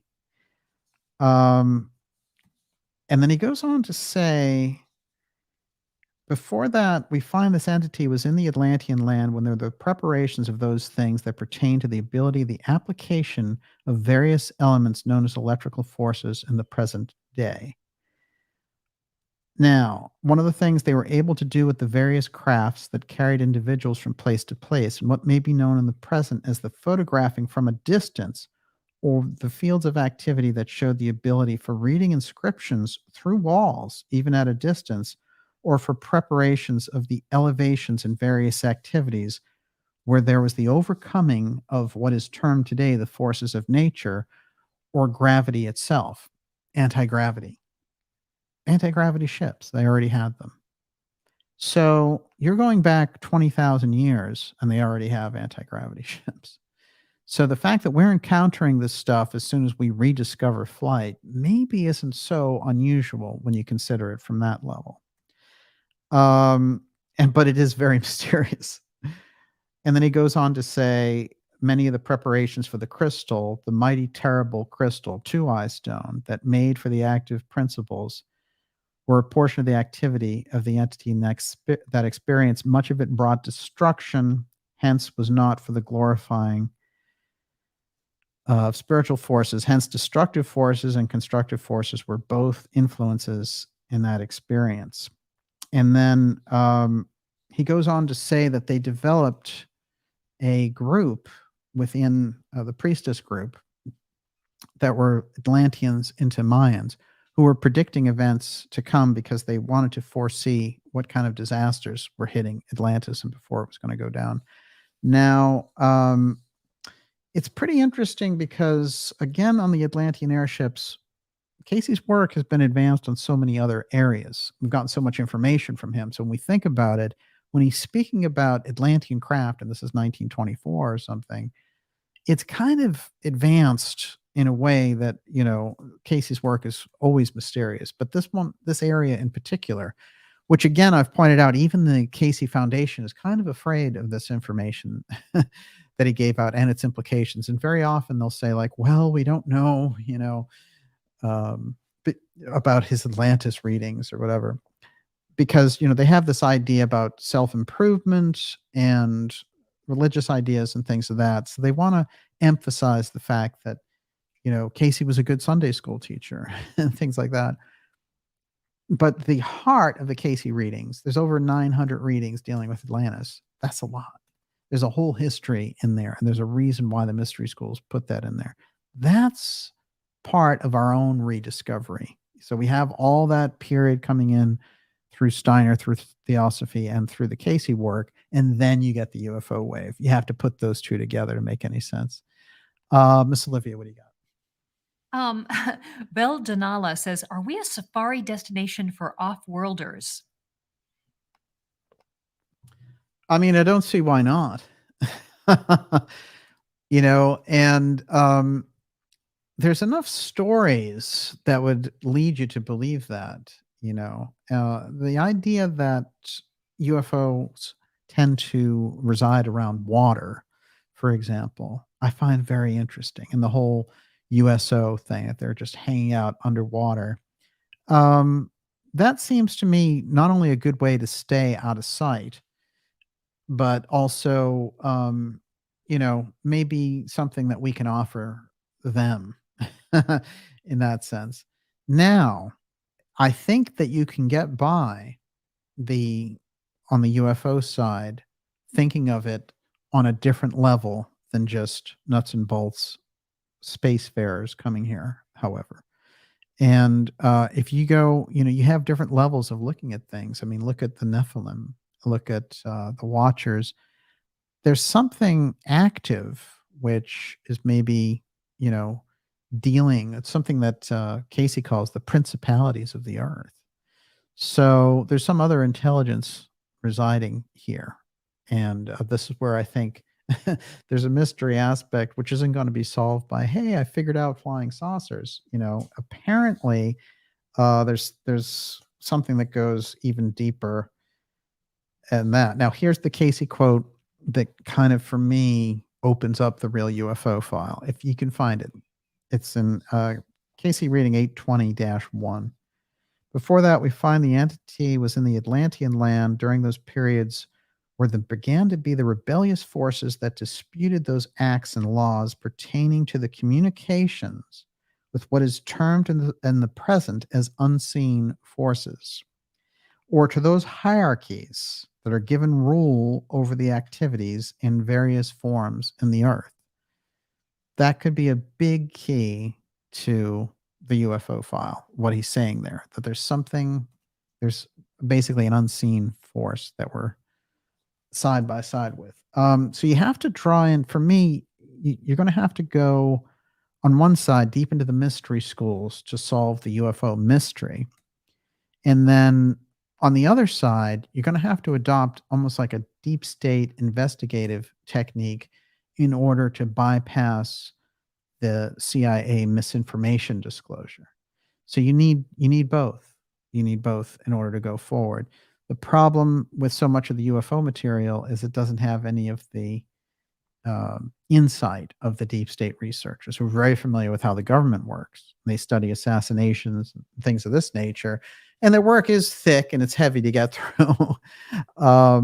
But everything from 9/11 to the JFK assassination, all these things represent how the government operates on a deep level, even to the point of removing the chief official if they're not playing ball. So you have to be on that level. You can't be on the level of like, hey, I'm around when disclosure happens and the government's great now and the CIA are our buddies, because that places you back in the worst possible scenario of ignorance. And that's the nature of what we're dealing with. And that's where the whole Grusch thing is coming from, because what they want you to believe, like, look what the craft is that they've put next to Grusch. That's the same TTSA craft. It's got the TTSA copyright on it. This is the nature of the false information they've been giving out. And we know that NASA even has debunked that craft, which was called the Go Fast. That thing is actually only going 40 miles an hour. And I was told that 3 years ago. So, now I want to mention this. During the Grusch rush, he came out with all of his medals. He had the pictures ready. That's very Elizondo trick, Elizondo had his pictures ready of, he was disgruntled. He was upset because his superiors didn't take him seriously. Well, this guy has all his medals ready. So it's like, if you say anything against him, you're talking against those medals. But it's not true, actually, because somebody can have all those medals and then, either be given false information, or he could be lying as part of a government disinformation program. So, the medals show the service, but it might also show dedication to the cause. Now, and so the only point that matters is, what kind of evidence have you presented for the testimony that you've given? Well, we haven't seen any of it. He claims, I gave a bunch of stuff, to the government committees. So there are problems. There's lots of inconsistencies. And for me, there's outright evasions and lying going on in the Grusch interview. But I think that we have to take him as a sign of things to come. And I think that they're going to up the ante more as they put themselves into this UFO emergency, UFO threat, emergency powers pose. And to me, that gets the crisscross between NORAD and UFOs. And that's why you saw the NORAD commander saying, we shot down UFOs, and I don't know if they were aliens, which is a very provocative, weird thing for Van Herk to have said. All he had to say was, we're looking into what we shot down, or whatever it was. And giving this impression and getting that headline from the New York Times, so the U.S. shoots down UFOs, that's what they wanted, because they need to sort of stress test the audience and data mine what kind of reactions we're going to have with that. Okay, so let's go a little bit further on this. I want to say that the 2024 campaign, as I've done in the last couple of episodes, I've tried to get everyone up to snuff about what we're dealing with here. And the UFO aspect and UFO disclosure, the false disclosure from the CIA or the real thing that we could get, um, is going to be at the heart of the 2024 election. There's no getting around it. I mean, the time is now. They've already signaled it. It's already, the football is already in the air. I've pointed out that Robert Bigelow is the biggest donor to Ron DeSantis in his campaign for president. You have to ask yourself why. And he's gone on the record saying, I will spend every cent that I have and I'll eat, basically cheese food in order to let this guy become president. Why is he doing that? Well, this aspect of him getting, DeSantis getting this incredible donations, 10 million, 20 million, $30 million from our friend already shows that we're in the UFO file piece of the campaign 2024 is already on. It's already afoot. Now, I've pointed out on this program and said to the RFK campaign, get on top of the issue around UFOs, get out there and make sure it's a big part of your campaign. And this, the family piece associated with the UFO file, President Kennedy, Robert Kennedy, really brought this to a different level. And in fact, President Kennedy was assassinated over his knowledge of the UFO file.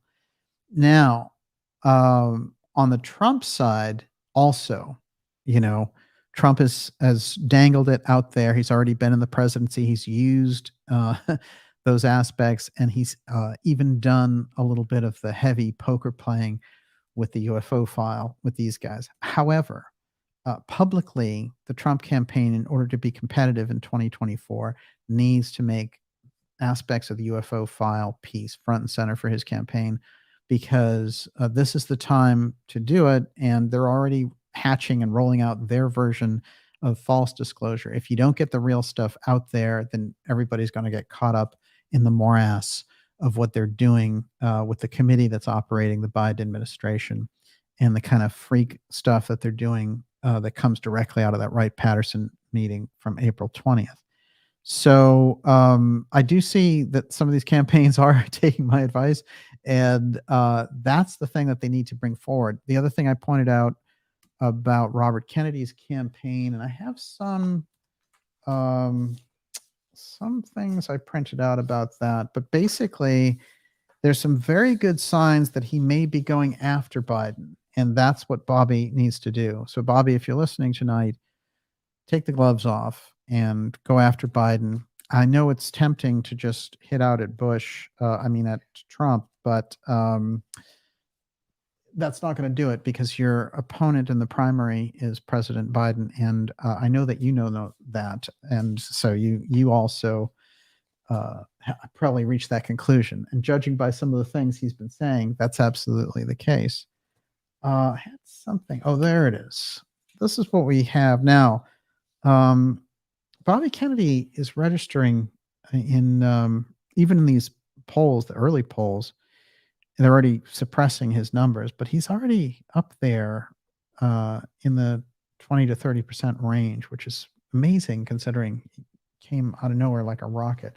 Now, he's also not shying away from the tricky issues that are out there, like the assassination of his father and uncle. Now, Robert Kennedy blames CIA for JFK assassination, fueling controversial claim. This is somebody who can bring full transparency to that government, including the UFO file. And he's expressing more and more the desire to do this. Now, this is something he put out, which was a good shot at Stepford Biden. And it's a cartoon, and it's the foreign violence, domestic violence, Uzi. And, showing Biden completely comfortable with war and destroying the American dream with his neocon war in Ukraine. That's a healthy, you have to go after and take down Biden, because both sides coming in and squeezing against the middle. The Trump side is coming in strong as they're trying to send him to prison. And, you have this disgrace of Hunter Biden out there, toasting and being at a dinner event with Merrick Garland, whose DOJ just let him off with a slap on the wrist and didn't go into any of the bribery or anything like that. And that is collusion on a deep, deep level. And Merrick Garland, the attorney general, I mean, it's such a disgrace for him to go party with Hunter Biden after his DOJ gave him such a light, it's not even a sentence, it's nothing. So, but he'll go after Trump because no one's above the law except the president's son, apparently. So, you're in a kind of a sick situation in the United States right now. And I think what we're looking at, like the Merrick Garland thing is like, you're going to say, well, if you were normal, like Justice Warrior, if you're actually upholding the law, would you go party at Biden's event with him? And, I'm sure his answer would be something like, well, the champagne wasn't even chilled and I didn't enjoy the caviar, so it wasn't that great. More on RFK Jr. My uncle, John F. Kennedy, was assassinated 60 years ago, yet many of the documents related to his murder have never been declassified. Why are they still being hidden? It's time for the American people to know the truth. That's Robert Kennedy Jr. today. So he's not holding back, and he won't hold back on the UFO file. This guy's leading the charge. He's looking like the one to watch. And I think it's absolutely crucial that everyone within listening distance, get Bobby Kennedy in as the candidate on the Democrat side and get Trump in as the candidate on the Republican side. And we might be able to move this situation somewhere. Kennedy actually got some praise from Trump, interestingly enough. And Trump mistakenly called him JFK Jr. You can just imagine the waves that set off with all the Q people who were constantly the victim of the CIA putting out this JFK Jr. thing. But very interesting indeed. And of course, Trump knew both. He knew JFK Jr. and he knows Bobby. He actually got Bobby into the White House to settle out a vaccine program. And unfortunately, that whole thing with Fauci and all that, they got outfoxed by Bill Gates and all the rest. But okay, so let's see what else we have here. Now, I wanted to point out a couple of things that are going on. One of them is about Edward Dowd. Let's do this really quickly. So Edward Dowd, he's been making the rounds. He's a economic expert. He's one of these guys who got out of the swamp, and he started giving us information about what their plans are. But he went on the record recently and said, what's going on is they're planning an alien threat. That's what's going to happen. So Dowd now thinks that they're going to use the alien UFO threat in order to get out of this situation where the economy is going to collapse and all this type of thing. That's pretty heavy duty. And it's interesting because it aligns exactly with the things that we say on this program, but he's coming in from a totally different area. In the meantime, you have all the UFO people who should be aware of this stuff, and they're all saying, oh no, that's paranoid. We're getting disclosure from the CIA. It's all coming true, baby. Well, this is a big problem, but it shows, I think the thing with Dowd and him coming forward and understanding that the UFO threat is what the reset is all about. This is crucial. And this puts us in the right headspace. So it's that kind of crossover that is going to help us to understand the stakes that are going on around the UFO file for the election, for the emergency powers piece. So the fact of rejecting the false CIA UFO disclosure and going for the real thing is going to be absolutely crucial, and not accepting any false UFO threat activity on their part. Now, someone who is in the Bobby Kennedy camp is very wise to the UFO issue. His name is Charles Eisenstein. And here's a couple of interesting comments that he made, which I think are very revealing and let us know that Bobby Kennedy and his campaign are going to on the knowledge side, for certainly benefit from having this guy around. Quote, a couple of days ago, I discovered that I appear several times in Stephen Greer's new film, The Lost Century. I say discovered because I'd quite forgotten that I'd done that interview. The timing is good, though, because I'm dead set on bringing the UFO topic into the Kennedy campaign that I've become involved in. Just kidding. It isn't a political issue, is it? And he goes on. And he says people aren't really interested. UFOs aren't in the top 10, whatever. He said Kennedy did tweet an article about UFOs, about a whistleblower.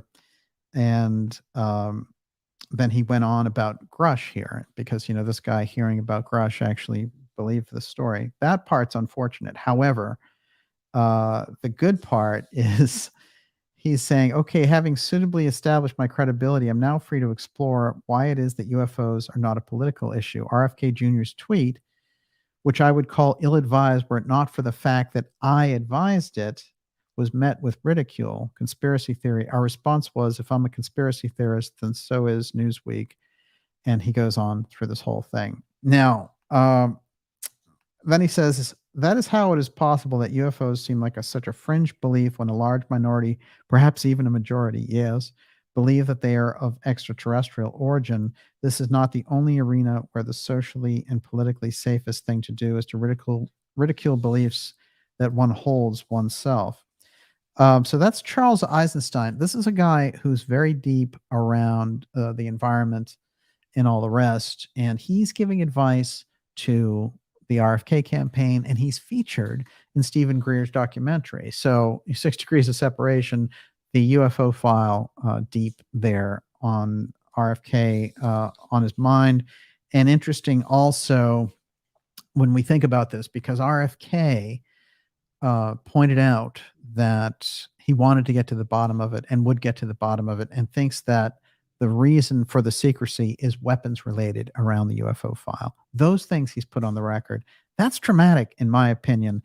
So if we can get Kennedy really the right information on this, then he'll do incredibly well. I wanted to point out too that there's some weird people inserting themselves. Every week I have a new one into the UFO file on the congressional side. This time it's Senator Hawley. And Josh Hawley, who kicks around at times, and they talk about him going into presidential politics at some point. Interesting, in his own yearbook, he wrote President Hawley 2024. I found that interesting. But anyway, he's been all over the place recently, being like, we need to get UFO disclosure from that government, damn it. This is interesting to me because I keep wondering where do these senators and Congress people keep getting their UFO talking points from? What are people saying to them in the background that makes it okay for them to go out and demand this? Quote, U.S. has downplayed the number of UFO sightings. And so Hawley is out there playing Mr. UFO. What is going on with that? And we have everyone jumping the UFO bandwagon. And now what's interesting to me is The Hill, which used to just put out these kind of Obama articles, pro-UFO articles that would have all these former Obama intelligence officials talking about the threat and all the rest. Now they have a show where they're putting it out and they're constantly like whipping it up, so you're going to get these phony versions of the coverage around the UFOs. And when I've watched these programs, these people don't know anything about the subject. They have no clue. And so, they're putting this stuff out there and they're like, hey, whistleblower Grusch is giving us UFO disclosure. So my horror and the ultimate kind of cherry on top of all this, and I told Miss Olivia about this, is that, Sank from the Young Turks, suddenly, the guy who wants to legalize bestiality and stuff, and it's just a horrible host, and that whole kind of crazy, cringeworthy show that they do. This guy now is like, we need UFO disclosure. So you're going to find a lot of sort of false, superficial reporting around it. All I can tell you is go for the deep stuff and go for things that are potent when it comes to this arena, because a lot of the things that we're seeing are absolutely absurd surface treatments of the topic with no depth that don't go anywhere. And it's very important, I think, especially at this point in time, for us to get the real kind of hardcore truth around this, the way that Frank Scully and Silas Newton were going for in that period before they were shot down by a sleazy journalist in the FBI. Now, final thing on this I want to point out, and then we'll go right to your questions, is the tall whites thing I mentioned earlier. One, this is supposedly a picture. These are pictures related to the crash at Aztec. 16 of these beings who appeared mostly human.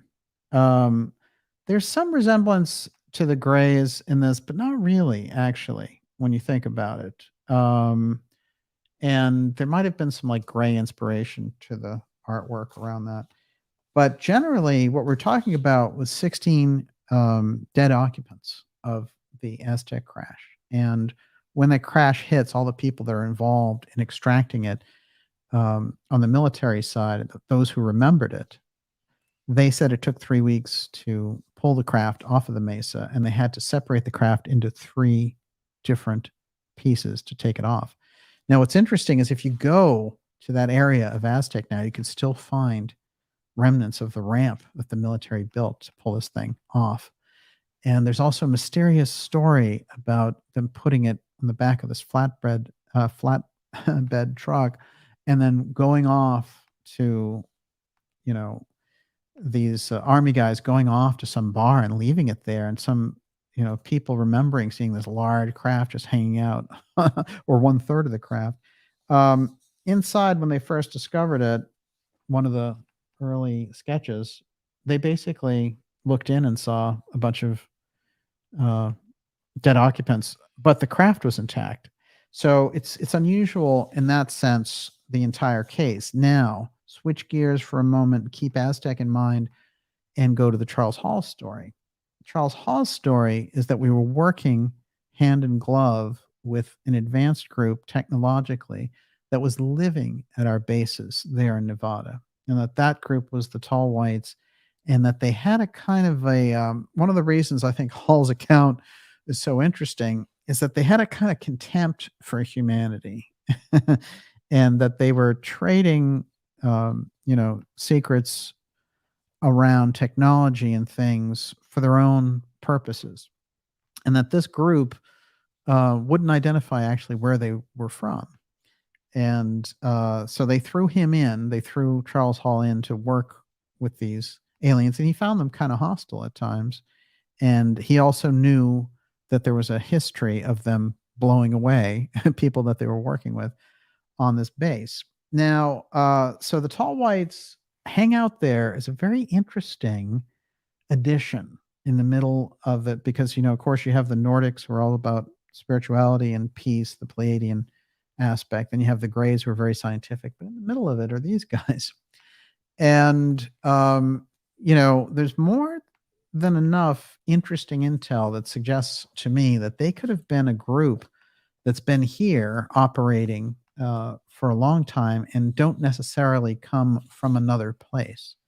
But this is one of those pieces where I think we're getting some of the truth around the idea of the tall whites, but we're not getting, if we lock ourselves into space for every one of these cases, then we might be, cheating because we might be falling into a pattern of it.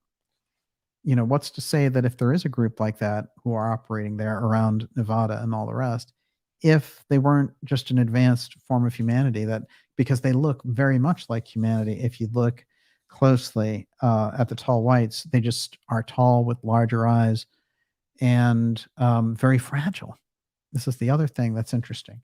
So with that, Miss Olivia, I have more that I'm going to sprinkle in about the UFO crash at Aztec as we go, but let's take a few questions now so we get into the mode in Europe. Miss Olivia. Okay. First thing, Jay Vandervest wants to know, tall whites equal Atlanteans? Any relationship there?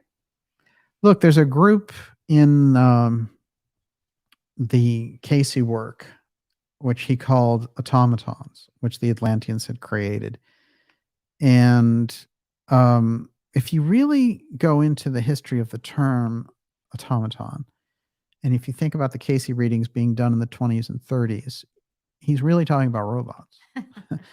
But they're mixed. They mixed them with human and in some cases animal DNA. And this was the advanced leftover of the Atlantean scientists. This is the Casey story. It comes directly out of it and explains so many unusual strains around humanity.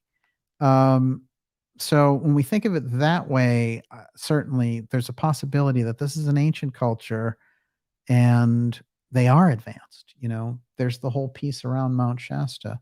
Well, haven't we heard those stories? In many of these things, in many of these cases, we're finding there's some thread of truth in many of those legends that come together. So when you take the Cosmos Club founding and you take the fact that Powell, who founded it, shows up at Cape Girardeau and Aztec, and those become big crash retrieval centers and UFO sighting centers, et cetera, then you wonder, well, didn't he discover this stuff when he was setting up the Cosmos Club and doing all his expeditions? And as I said, using very, very interesting Egyptian terms for everything that he found, Isis Palace. It's unusual. And along with the stories, of course, of extensive, unusual Egyptian ruins in the Grand Canyon. Those stories, in fact, there's a lot of support in the background of those stories.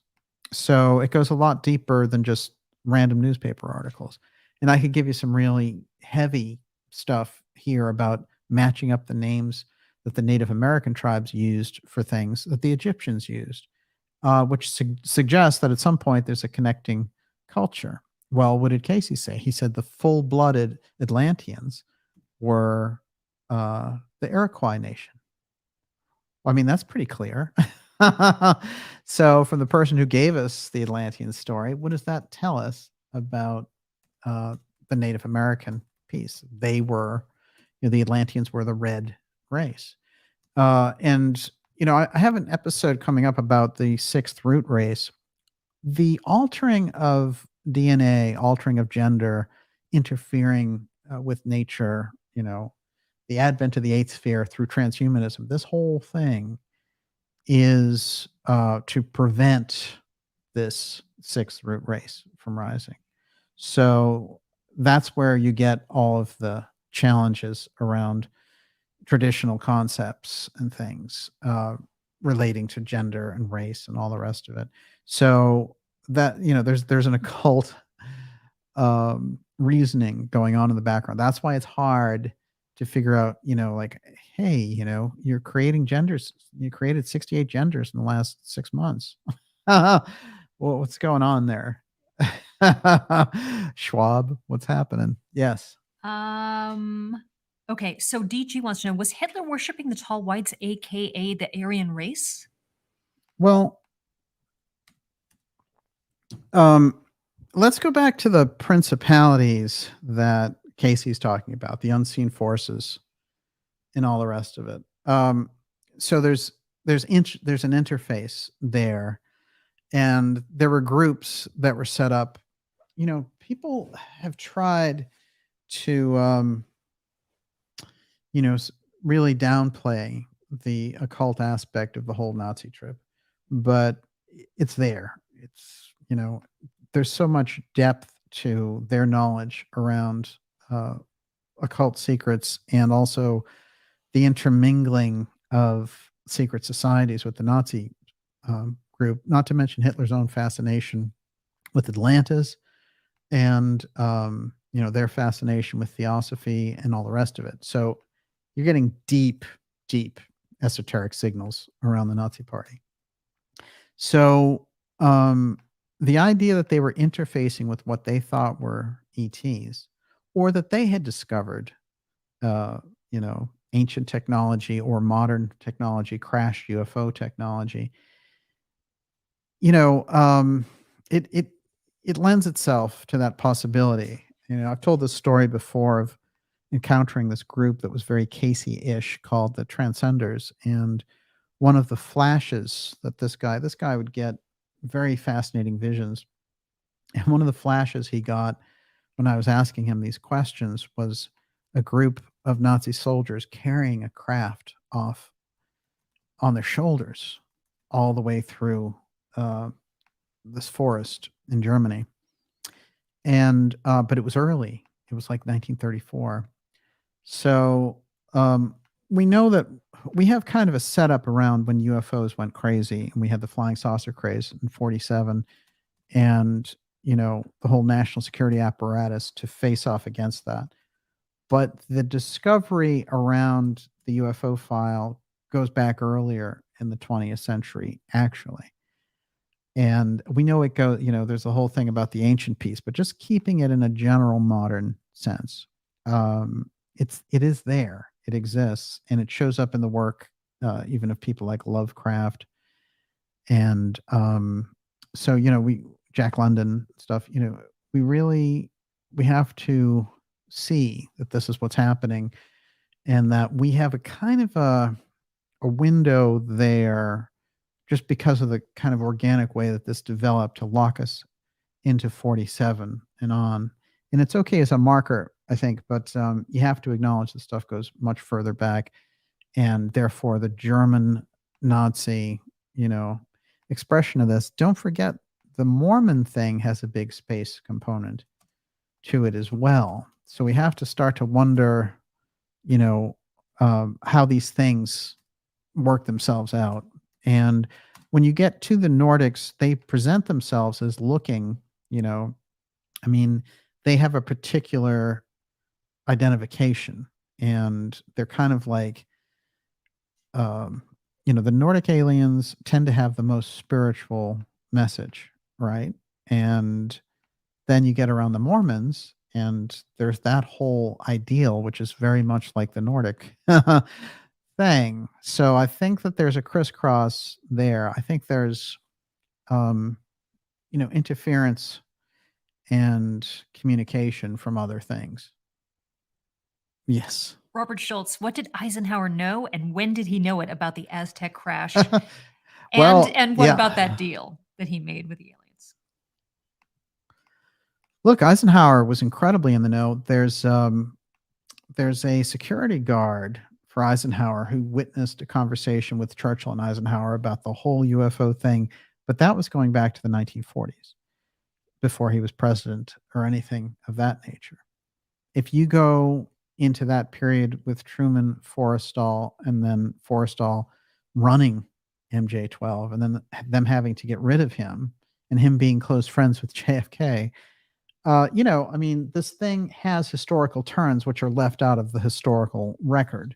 There's no question about it. And the reason I've been able to bring some of them forward, and people have done a great job of bringing things forward, is because I've wanted to look and see if this stuff was there. And if you do look to see if it's there, you'll find it. The piece around Forrestal and Kennedy works very interestingly because they're both Catholic, and remember, JFK is the first Catholic president, but they have a very close friendship, and it is, in fact, Forrestal who takes JFK under his wing and brings him to Berlin after the war, when JFK thinks, I'm going to be a journalist, and he's not, it hasn't kicked into his brain that his father is obsessed with him becoming president yet. And he writes this incredible thing about witnessing the ruins of Berlin, and how he also writes about thinking, that Hitler's not dead, and that the Russians know it, and the people here know it, so he's sort of musing in this. But that connection of him with Forrestal, and then the fact that there's a group, this Planetary Watchers group, who heard about the UFO crash, and they go to Congressman Kennedy in 1947 with that. He already has that background on the UFO file by the time he gets in, and then he starts saying, we need to share this with the Russians. He becomes a huge enemy of the deep state for that alone, never mind the incredible push-pull between peace and war, and the other things, the freedom that Kennedy is trying to put forward there. I mean, the CIA, their whole thing was they're chronic liars. So, Kennedy coming in and saying, "Oh, we can give this information to the world." I mean, they're thinking this guy is, he's our top official, and we have to find a way to remove him. And when we unravel those 60, it's the 60th anniversary in November. People have lived and died with the false history about Oswald and, communism and the phony gun and all that stuff. I mean, it's amazing to have people live under false lies, but who writes the history books? The victors. So we have to look at it that way. We have to think of it that there was a war in the 60s between the intelligence agencies and the overt government. So the covert government fought the overt government and won. And so you removed the major leaders that were going to move the culture in a good direction, and you gave them, Johnson and Nixon and people like that. And even those people, even though they were depraved to a certain level, they still saw dealing with the intelligence people was an incredibly low move for the culture. And even they got into battles with them to the point where they removed Nixon and others. So, the thing that has taken over and that is kind of running things, and whether you want to refer to it as the deep state or X Protect, when you get around the UFO piece, it's interesting because they've held off on using it because they wanted to have mastery around what they had. And now I think what they want to do is insert it into the geopolitical process. Yes.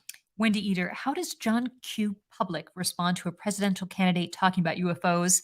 Help or hinder a campaign? Well, if you are a candidate and you want to tell people what's going on, you need to address the UFO file. And because, strangely enough, you'll get an opportunity now because on the deep state side, they've decided they're going to push their own false version of disclosure. So you have the ability to use the very openness that they're claiming to have to talk about the issue and also to bring forward the intelligence about it. Because the first question you want to ask, the way they talk about the UFO thing is hilarious in Congress because they're like, we don't know what's going on there, but we sure would like to know what this is all about. And, they've been studying it for 80 years and they know a lot about the subject because they're not newbies on it at all. So there's a lot of deception going on there. What they need to do is play along and create this, hey, we've just discovered this UFO threat, but don't worry, we'll protect you, just like we protected you from COVID.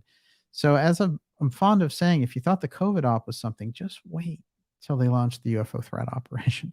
Everyone, you're watching the Dark Journalist Show. This is Cosmic Clearance, Aztec UFO Crash Retrieval. Yes, you need cosmic clearance in order to participate in a crash retrieval. We're going to take a couple more questions here. I want to remind you, especially if you're new here, to get on board and sign up for our newsletter because that keeps us in touch and gets us around this incredible censorship wave that we've been witnessing, not only with our own material, but, they're censoring RFK Jr. and he's a presidential candidate, so of course they'll censor our stuff. But the best way to get around it is make sure you're signed up. Take a moment, go to darkjournalist.com. It's a free newsletter, but it keeps us in touch. And there's some surprising things coming up this summer, especially in the next month or two, and some incredible interviews, mind-blowing interviews coming up for you, some great X Series episodes as well, and events coming up for you later this fall. So documentaries, all kinds of fantastic things. Make sure you stand up and be counted and you're on that newsletter. Miss Olivia, you're up. Michael Snow, what about Paul Hellier's testimony at the National Press Club? His take on how we cannot prosecute or publicize the evil, corrupt few that have withheld knowledge and tech, that we must give them an out. Could this be a step in that direction with the Grusch disclosure? Any thoughts? I don't, it's funny, that whole thing about it, because they're not, they don't even realize that they need an out, right? That's the problem with where we find ourselves. And, so we're not at a level where when they talked about that, oh, give amnesty for the people who fed us all the wrong information about COVID and stuff. And it's funny because there have been trial balloons floated out about that. And they realize at a certain point, just the accumulation of knowledge is eventually going to get people. And, they're going to have it ready at the ready. They'll say, well, we didn't know what was going on. We were trying to save everyone and we may have made a few mistakes. You hear this stuff. But in fact, they made everyone go along with what they were doing. So, that answers itself. And I think when it gets to the UFO file, the secrecy that they've kept in relation to this, if you don't expose the X-Protect aspect of how the government's dealt with it, then you're not offering any kind of real truth. The other thing is, the government isn't the real organ of disclosure for the UFO file, believe it or not.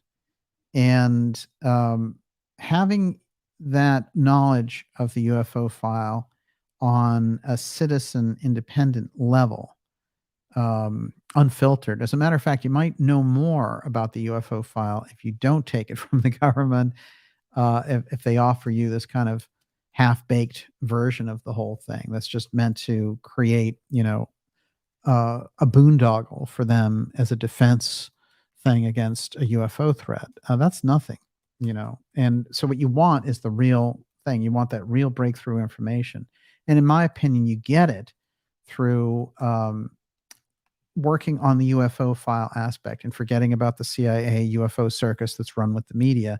That's a totally different thing. As a matter of fact, I think that what people are going to get there, you hear so many people saying, well, it's good because UFOs are being talked about. Well, if they're being lied about, it isn't so good because it's just another enemy. And as we know, guys like Fletcher Prouty, who had gone through everything from the Kennedy administration, Vietnam, Iraq war and everything else, they knew, he said at the end of his life that they're priming UFOs to be the threat next.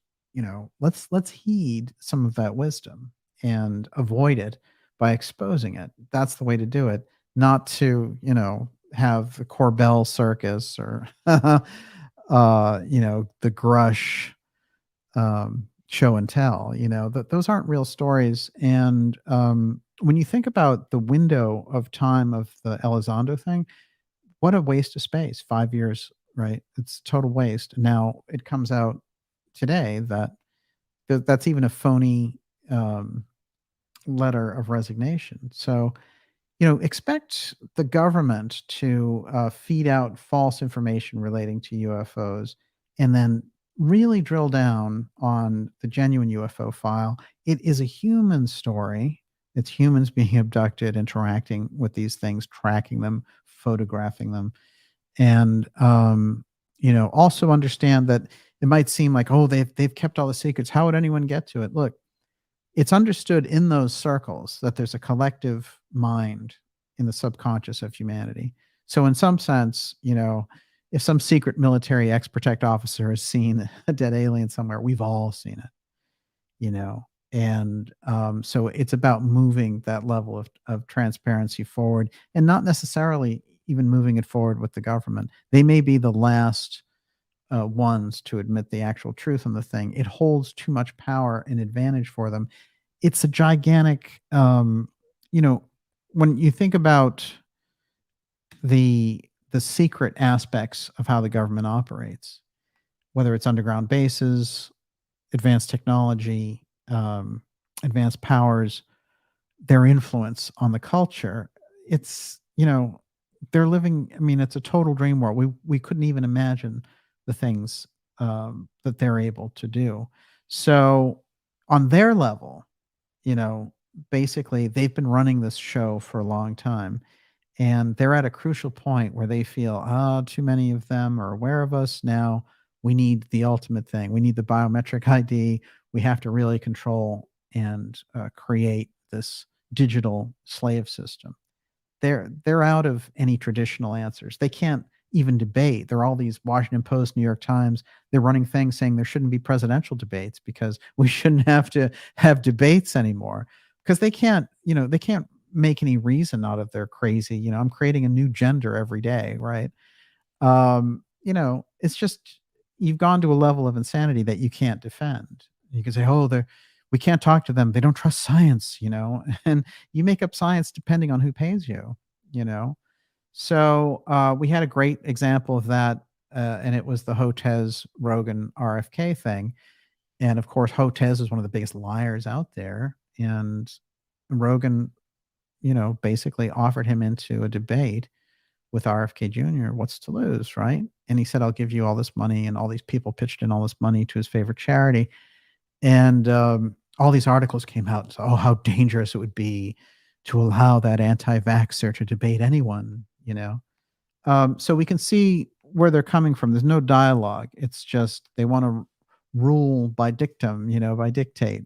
And the thing I think the danger in all this is after that, when it got to a point where people were really paying attention on that whole thing about the debate, they came out with this phony thing, and it was let's Zuckerberg challenges Elon to a cage match, and Elon went along with it, and he's like, "I'll wear the proper dress," whatever. And so he gave up on the real thing. And what they did is they created a circus out of something that came up organically that was pressed that said, "Look, you know, if RFK Jr. is dishing out so much misinformation, here's your chance, Hotez," But they want to hide behind Rachel Maddow, they want to hide behind the Clintons and stuff.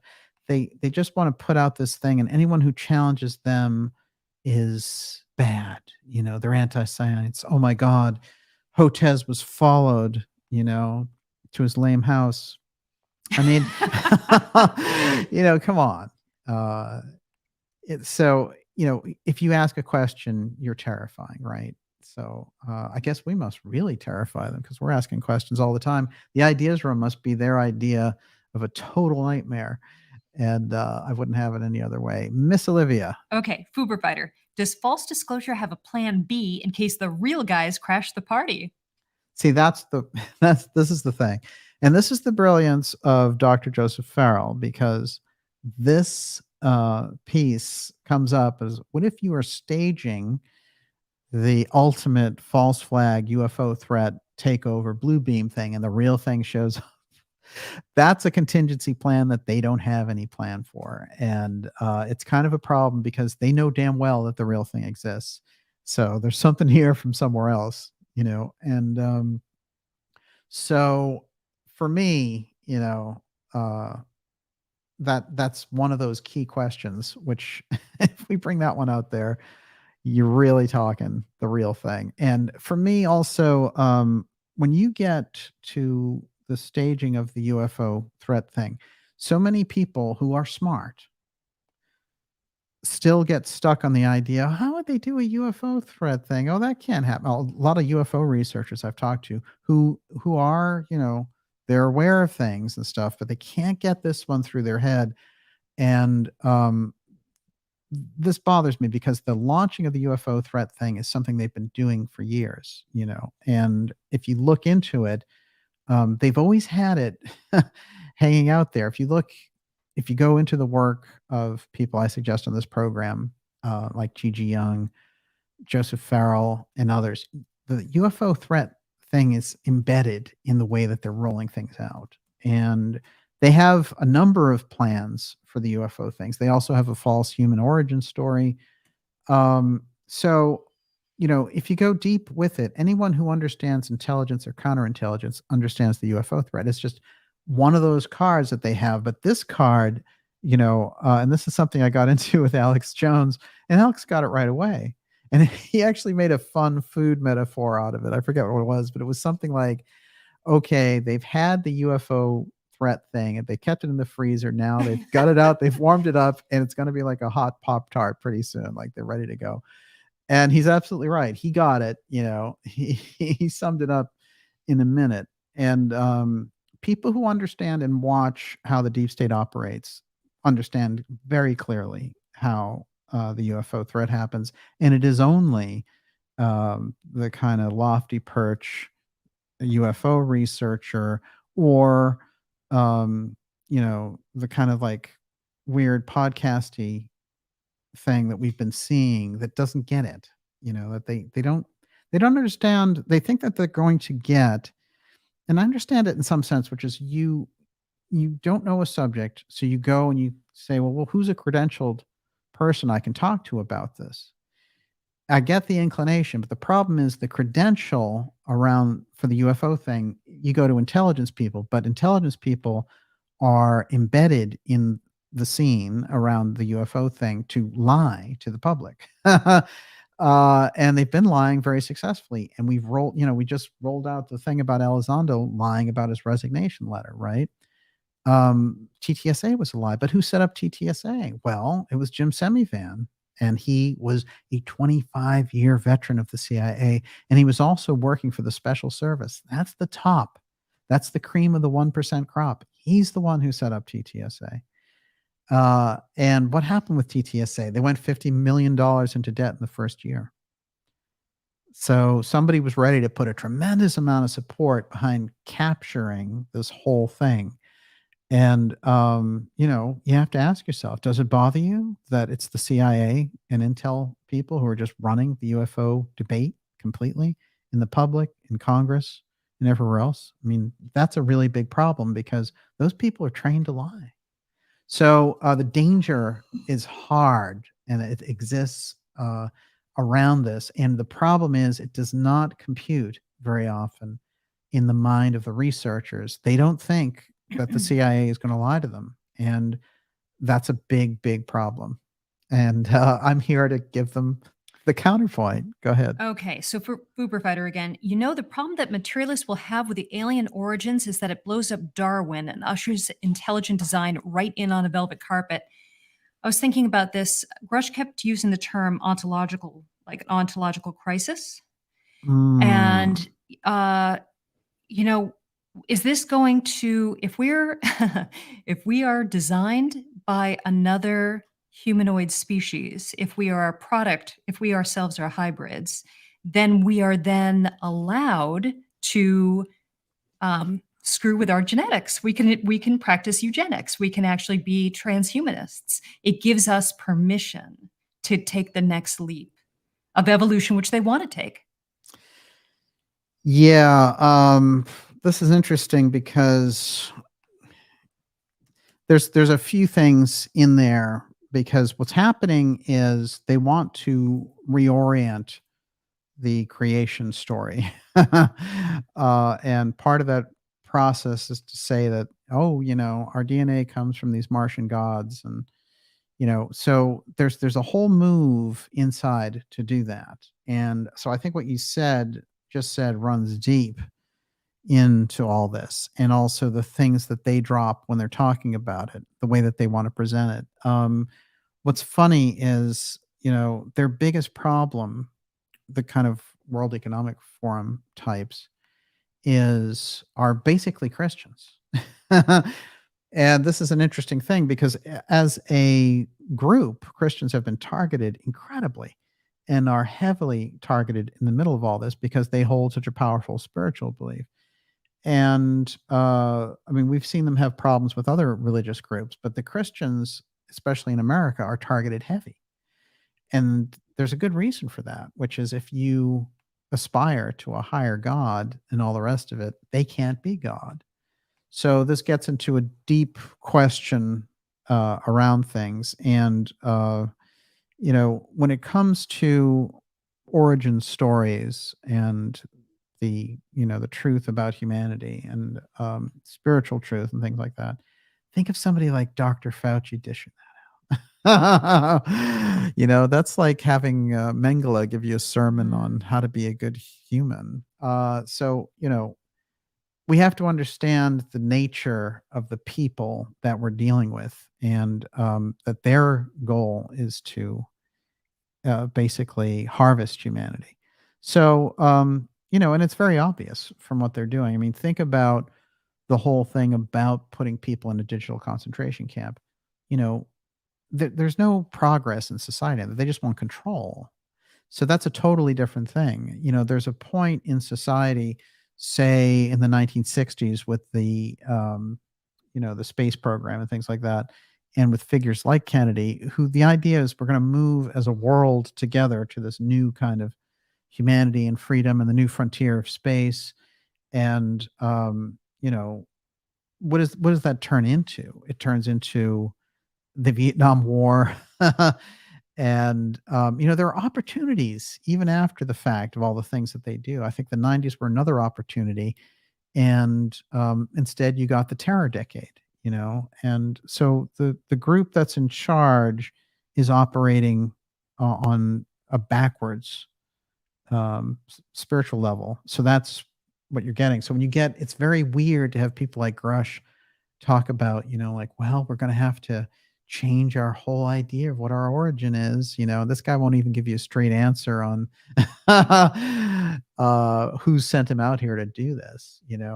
And also the other thing about Grusch I noticed was they came out with a prepackaged thing about like non-human intelligence, right? The NHI and all that. And so it was all this kind of like NHI this, NHI that. And it was one of those tags like UAP that was just being smoothed in there. And instead of being able to say, they're like, is there a way around saying alien so we can do it this way? So that type of cooking things up and data mining is the type of intelligence operations extremely dangerous. And I think people like Grusch are at the center of an op, and he's playing, we've seen a lot of different interpretations and people interpreting his body movements and things, including some former intelligence officials. And it's very interesting the degree to which the amount of people who agree that he's lying, I think, is fascinating. And I have a pretty good radar for people, the subtext of the things that they're saying. And I can tell you that Grusch is lying his face off in terms of what he claims his intentions are. Yes.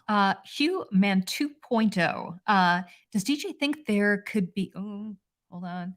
Does DJ think there could be a reason UAP task force and hearings are ignoring cases prior to 2004? Is that they might relate to foreign nations developing their own X-Tech to operational state? Oh, well, think about it. Look, Russia is easily equal, if not superior, to us when it comes to the UFO file. I think we probably hold an edge, but they're damn close. And they know all the things relating to the UFO file that we know. The trick is, nobody has wanted to be in a position of saying it first officially as a government. We're the ones with it, because you create the target on yourself there by admitting that you have it. And then all the questions open up. What have you done to keep this a secret? Like assassinating presidents and things of this nature. X-Protect, comes out of the closet, and it's pretty bad record.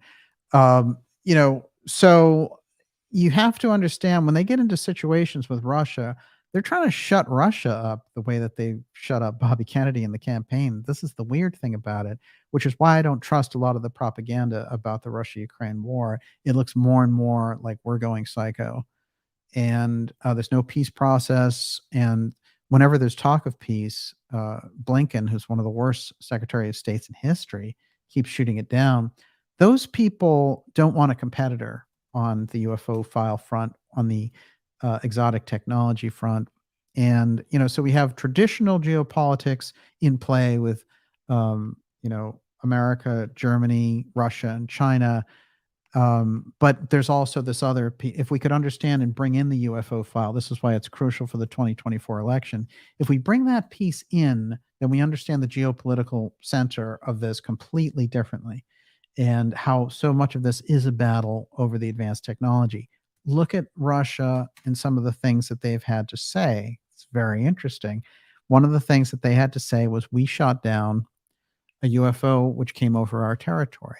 They started using the term UFO, and it, the incident probably didn't even happen, but they said it because they were like, if you want to put this on, if you want to put the world on Crazy Town, if you want to put this on this bizarro level, then we will open up the UFO piece, and you will, we'll talk all about the UFO technology that you guys are using.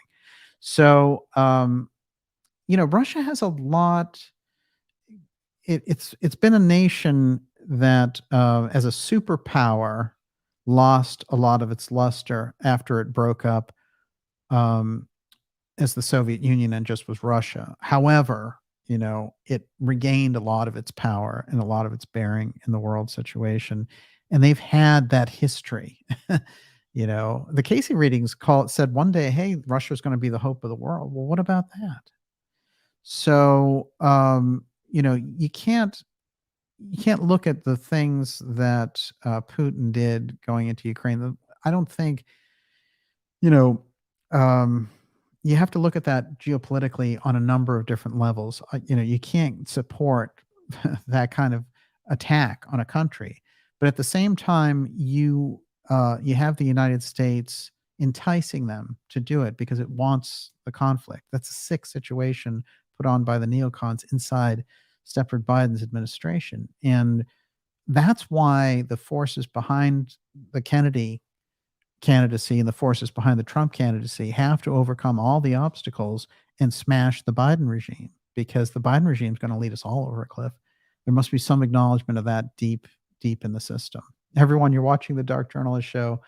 Yes, tonight, Cosmic Clearance, Aztec UFO Crash Retrieval. We've gone deep. We're going to go here for another 6 minutes to 11 o'clock. And it's great to have so many of you here with us. And, I want to basically let you know that we have some exciting interviews coming up for you. A lot of people are really going to be excited about what's happening over the next couple of weeks. And we also have some exciting X-Series episodes coming up for you in July. Make sure that you're on that free newsletter list at darkjournalist.com and stand up and be counted for that, and also get behind what we're doing here on the show. We will take 2 more questions. Okay, Don Dupes, DJ, how do you get invited to the Cosmos Club? And Nennis says, was it the Cosmos Club which invited Catherine Austin Fitz to that lunch to meet an alien? Well, on the first question, you have to ask John Warner because they invited him. Well, here's what's interesting, which is I think ordinarily it costs something like $250,000 to join. This is the crazy part. So they know who they're getting in there. The Cosmos Club has operated as a kind of UFO Bilderberg over time. And it's interesting because they just had Avi Loeb there as a speaker from over here at the Astrophysics Lab at Harvard. So, and you see Loeb working the Oumuamua AI aspect of the UFO thing, claiming, Oumuamua was a probe sent in by another galaxy. And so their AI has, our AI is going to meet up with them and they're going to give us all these instructions about how to improve society.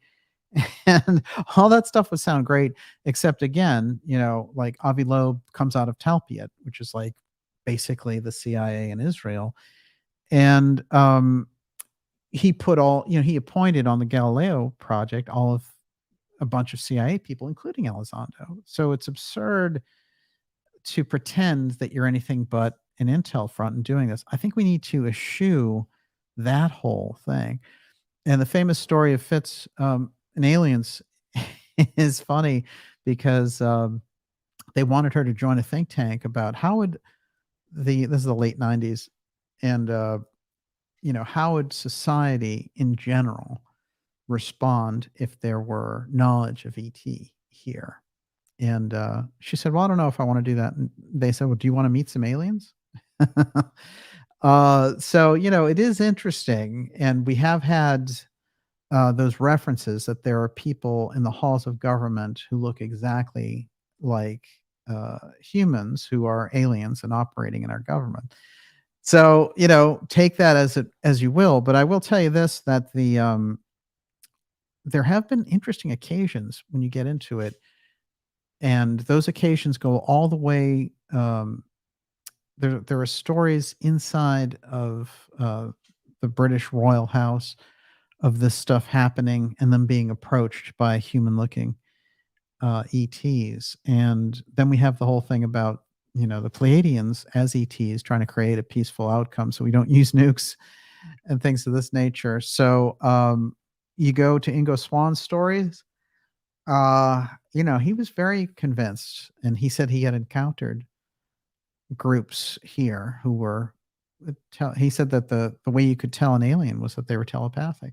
Well, some humans are too, but Swann's stories are always interesting on that level. One of the weirdest things about his penetration book was that he was being used by these different intelligence outfits for remote viewing, including SRI and TARG and all those people.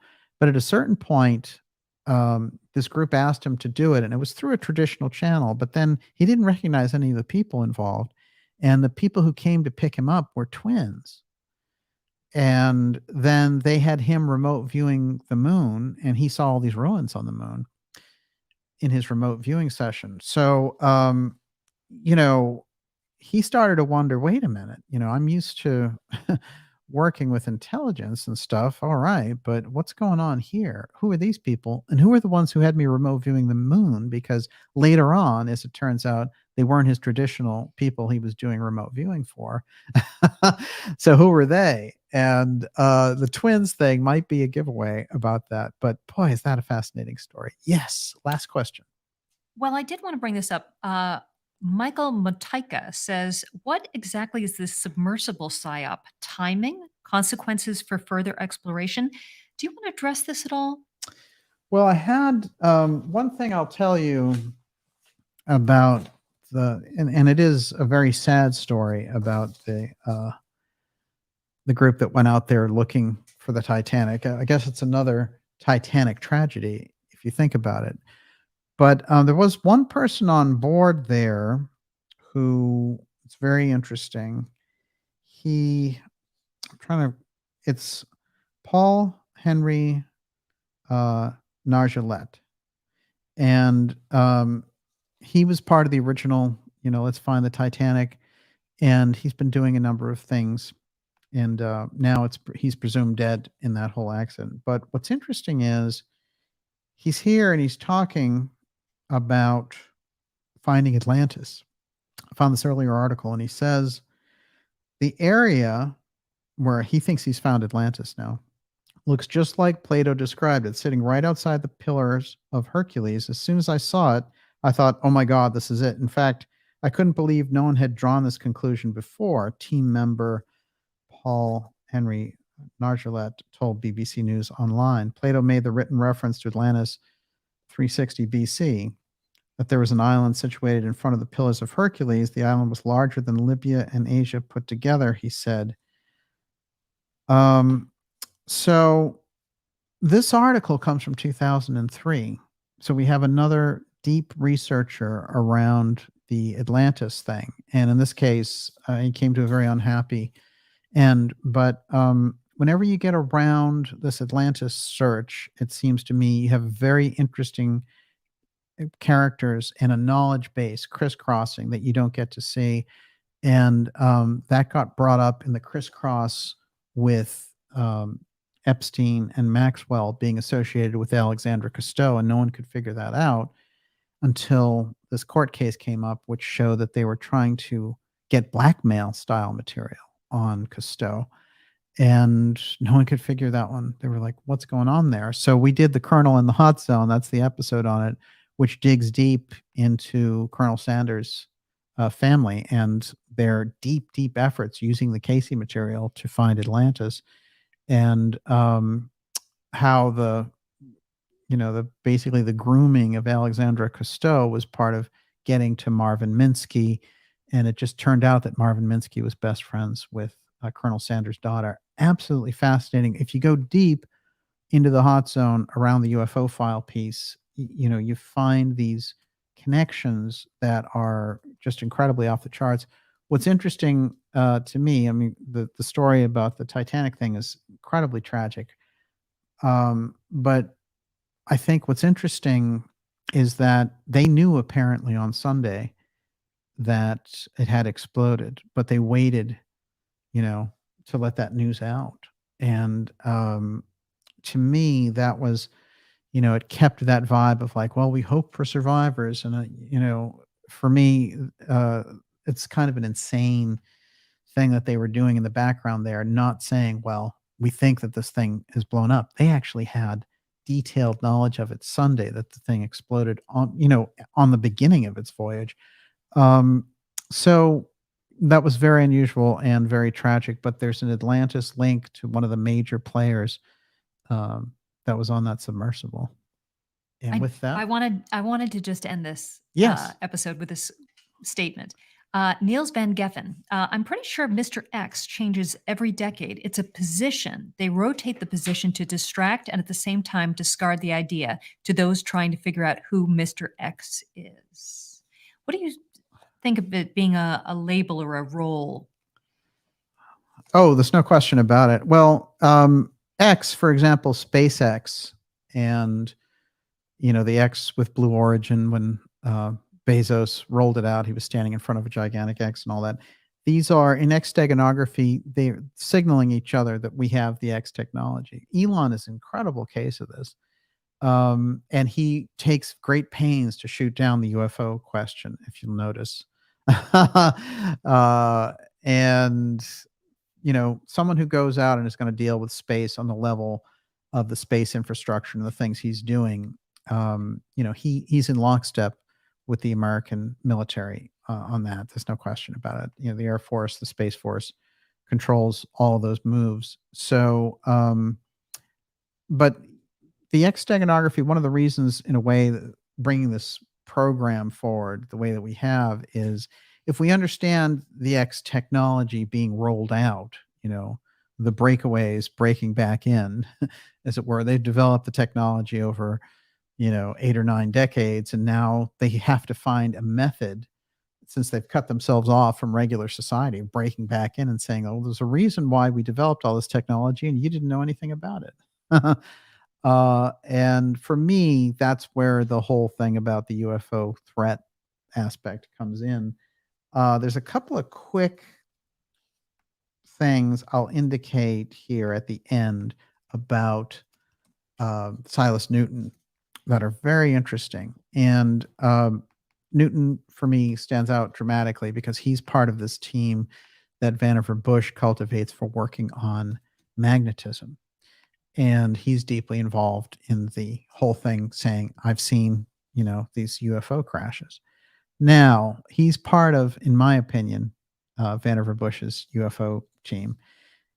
What's interesting about him is when he meets up with our friend Scully, he starts talking to him and making references to William Gilbert, a 16th century figure, the father of magnetism. Now, if you go into Gilbert, it's interesting. And I think you're going to find that magnetism goes right to the core of what we're talking about in relation to the UFO file. And if you're looking for sort of signals along the way, and signatures, if you find, him talking to Scully and mentioning this guy Gilbert, there's probably a reason for that, and also a reason for Scully to include it. So then Gilbert's, if you go into Gilbert at all, there's this whole thing going on where he has these very innovative points of view about magnetism and electricity very early on. And he actually gets the term of electricity into the lexicon. But it's interesting because in one of these major London fires, all of Gilbert's writings were destroyed in the Great Fire of London, but he did leave some instruments which enabled sailors to find out about their latitude without seeing the sun, moon, or stars. Who actually got his information?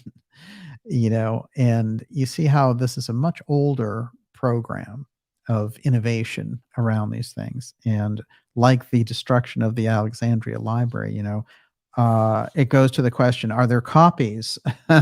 Were there copies kept in a secret mystery kind of location for all that stuff that humanity lost? So we go again and again to this kind of mystery school aspect. The Guy Hottle memo, which described the Aztec crash, is the FBI memo that really lays out there that there have been crashes and bodies involved. So, quote, in the memo, it says, an investigator for the Air Force stated that 3 so-called flying saucers had been recovered in New Mexico. They were described as being circular in shape with raised centers, approximately 50 feet in diameter. Each one was occupied by 3 bodies of human shape, but were 3 feet tall, dressed in metallic cloth of very fine texture. Each body was bandaged in a manner similar to blackout suits of speed flyers and test pilots. So it's on the record there. You can imagine that little bit made it out, right? Just like MJ12 made it out over 70 years. There are little hints of this thing, but inside they're much more advanced. They've gone much further with all of this.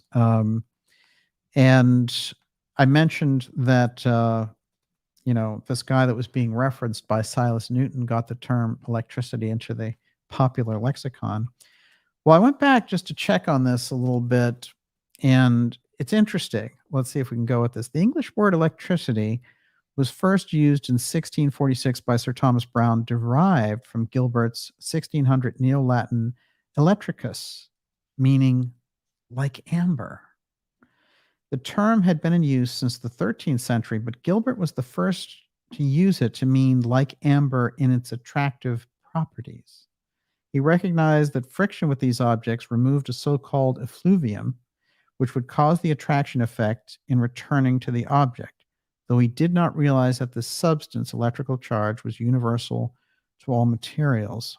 I think, again, the amber thing in there and the clue of Newton talking about Gilbert and the fact that Newton was working in a magnetic group with Vannevar Bush's scientists, and that Vannevar Bush is one of these people called in and puts together a team to investigate the Aztec UFO, look just a half-inch deep. And I think Steinman came to something close to this conclusion, which is that it is the way that Newton got the information was because he was close to Vannevar Bush's UFO retrieval team. The name that I was given about that team, and it came in anagrams in a number of different ways, and it's over 3 years ago, was Black Rogue. And so I put that on the record after our friend there, Grusch, went on the record and said that crash retrieval team, I'd never heard that name before. And he said this, but he didn't say what the name was, but the name that I got was Black Rogue. So I wonder really what name they were going to put forward with that. But anyway, as far as I'm concerned, there was a term used back there, which was for UFO recovery. And that team that would go in to do that would have to have so-called cosmic clearance, and they were called Black Rogue. So can you find threads of them? Well, I guess they're still out there, and we're going to follow up this episode for sure, going deeper still on all of this. But I think with that, Miss Olivia, we're done for tonight. Out you go.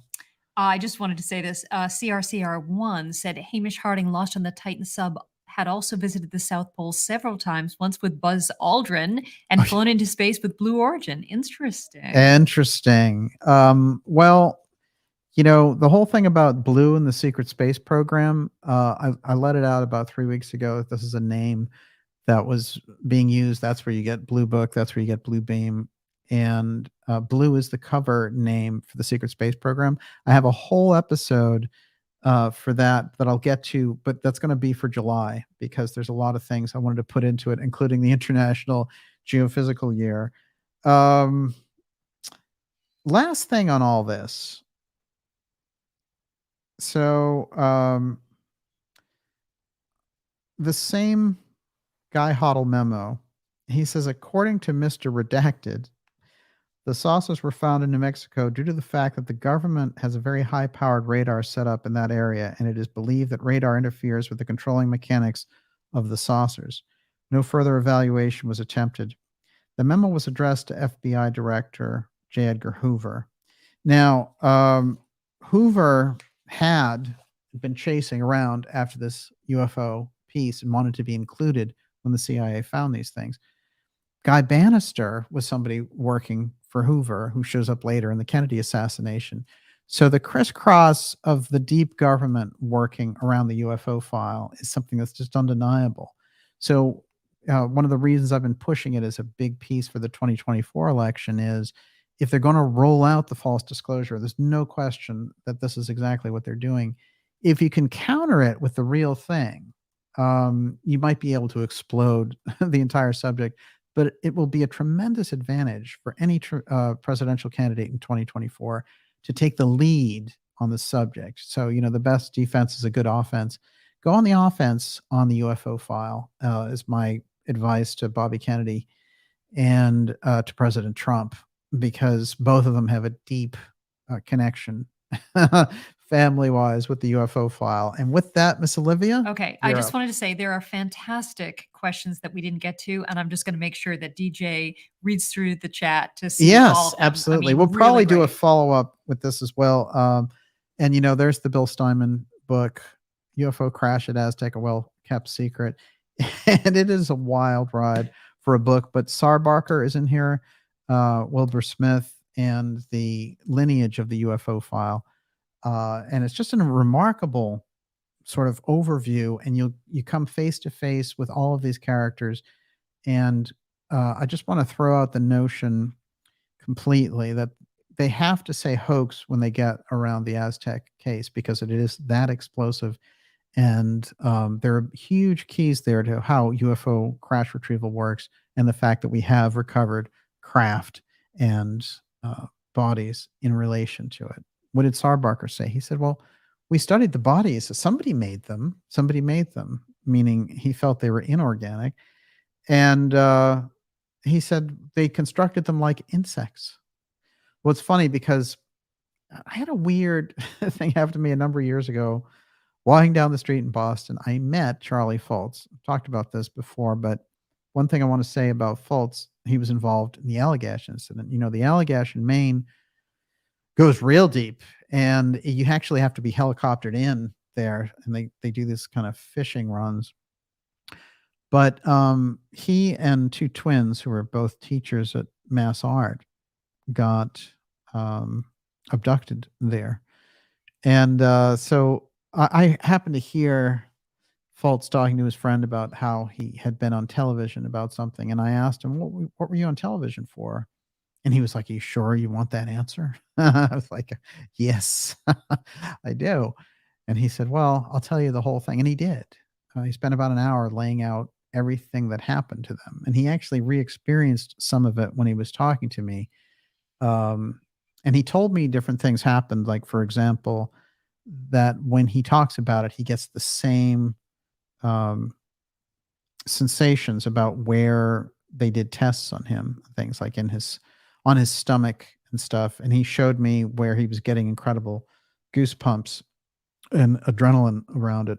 But one of the things that one of the teachers that were with him on this escapade, and they all remembered being abducted eventually, was that he said, basically, this thing looks like an insect in spandex.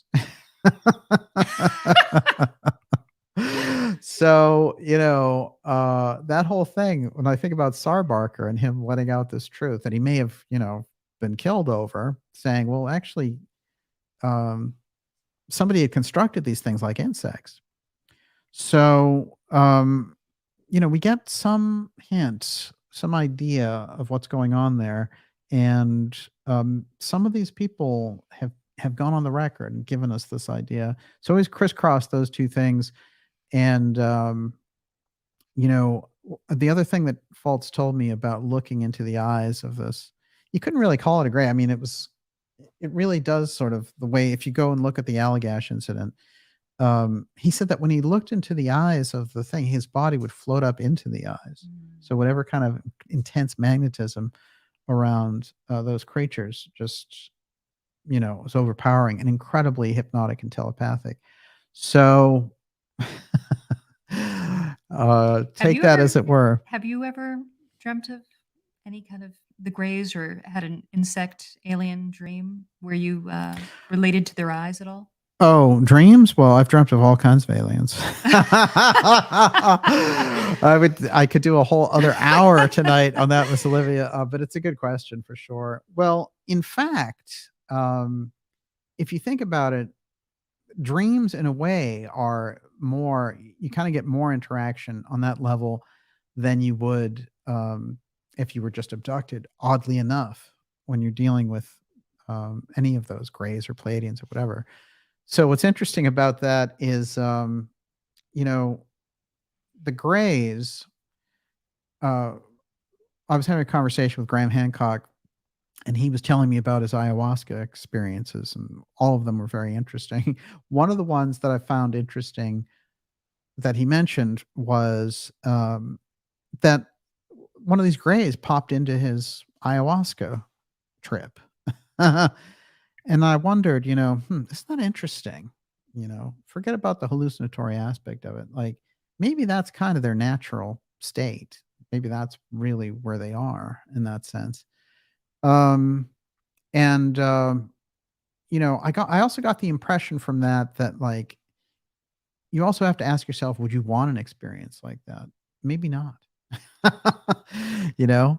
So that's interesting too. But what is it that operates in a space vehicle but also shows up on the astral plane in this way? And maybe that gives us some hint of what John Mack was trying to do, as I heard back in those days.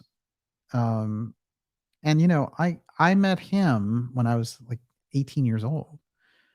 And what he was trying to do was teach people astral travel as a way not to be abducted.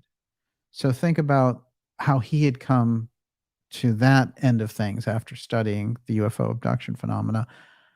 You operate on a number of different levels. And so the astral level is certainly key. And with that, Miss Olivia, Okay. we're up First and off, at I 'em. want to say it is the Black Zionist birthday. Happy birthday, Happy to a birthday. big fan of the show. And the Okay. tall whites say happy birthday. Okay. And I have to thank Eurythmia's Fun, Bill Mayo, W.C. Ray, Antara, Global Atlantis, Channeling the Heart, Barbara Joyce, The Buddhas of Boston Sports, Gil and Joy R., Jake Parsons, Erica Swenson Elliott, Fulcanelli, Jennifer R., Rose Ali, Doyle Wayne, Sun Hero, Slow Time, Frank, The Secret Spaceship, John Folden, Terry Doherty, Robert Redman, Ms. McHatton, Debbie McAdoo, a cult fan, and Gen X nerd. Thank you so much for your generous super chats. Fantastic. Well, we really appreciate your support. And to all our subscribers, thank you for keeping us working in the right direction to bring you these incredible investigations. We'll be back with you next week. And I keep hearing about some interesting things going on about when they're going to announce these UFO hearings with Tim Burchett. I've given my public suggestion to Tim Burchett that, don't let guys like Grusch sit there, don't sit there with your mouth open and be like, wow, so they got aliens, huh? Nail him on who put him up there, who put him up to it, and what's Follow the the nature. money. Yeah. Mhm. What's the nature of the CIA UFO threat?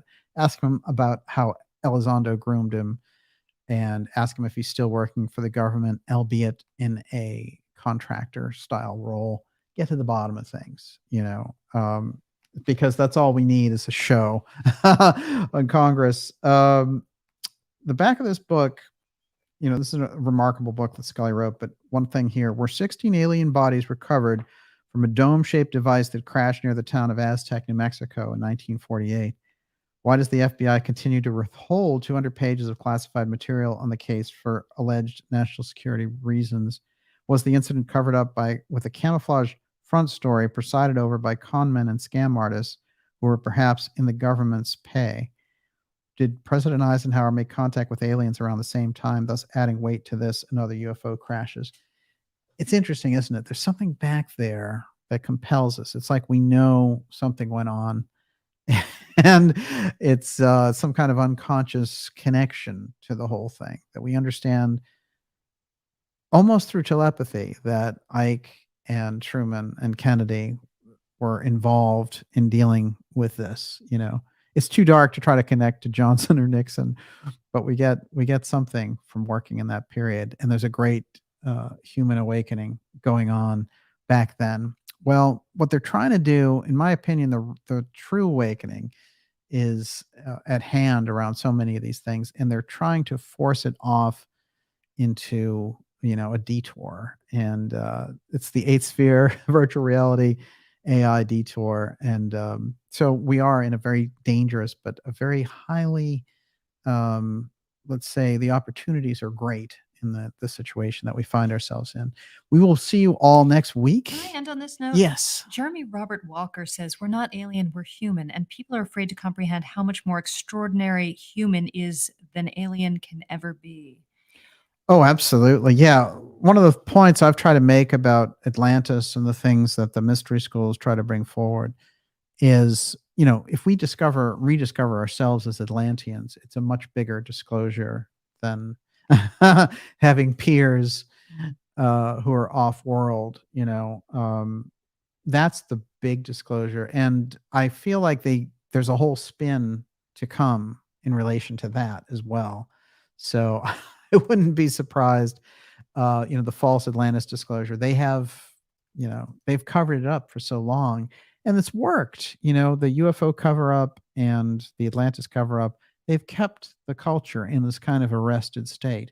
But I think that they know, whether it's astrological or astronomical, we have arrived at a place where so many of these things are going to come out. And so the power position of these people is dramatically threatened, which is why you see the most bizarre things like, hey, let's block out the sun. Yeah, it's good for climate change. And, that's becoming a real IQ test. Forget about the regular IQ test. The real IQ test is, do you believe that? And so that's the way it's going to go. And I think there is a way to restore trust in, a good government. And I think if you had somebody like Bobby Kennedy at the helm of that government, he could do a lot of good with it. It's worth a shot. Tremendous opportunities. And Bobby, he's got a lot of talents to bring to bear and a lot of history behind him. So there's a lot of fate playing out here. We will see you all next week with a very exciting interview for you and some exciting episodes coming up. Have a fantastic weekend. And, Miss Olivia, it says end broadcast, but after all, never really ends. Never really ends. And hats off to you, Frank Scully. Very interesting legacy that you've left us with. We will see you all next week. The Short Order Cook one says, "I hate it when the show is over. It's like my weekend is finished early." I know exactly what you mean. The party's over. You know the song, "It's Only Just Begun." But like I say, it says end broadcast there, but never really ends. It never really ends. And never let it be forgot that once there was a Camelot. And of course, these things come around again. So there could be again. We'll see y'all next week. God bless everybody.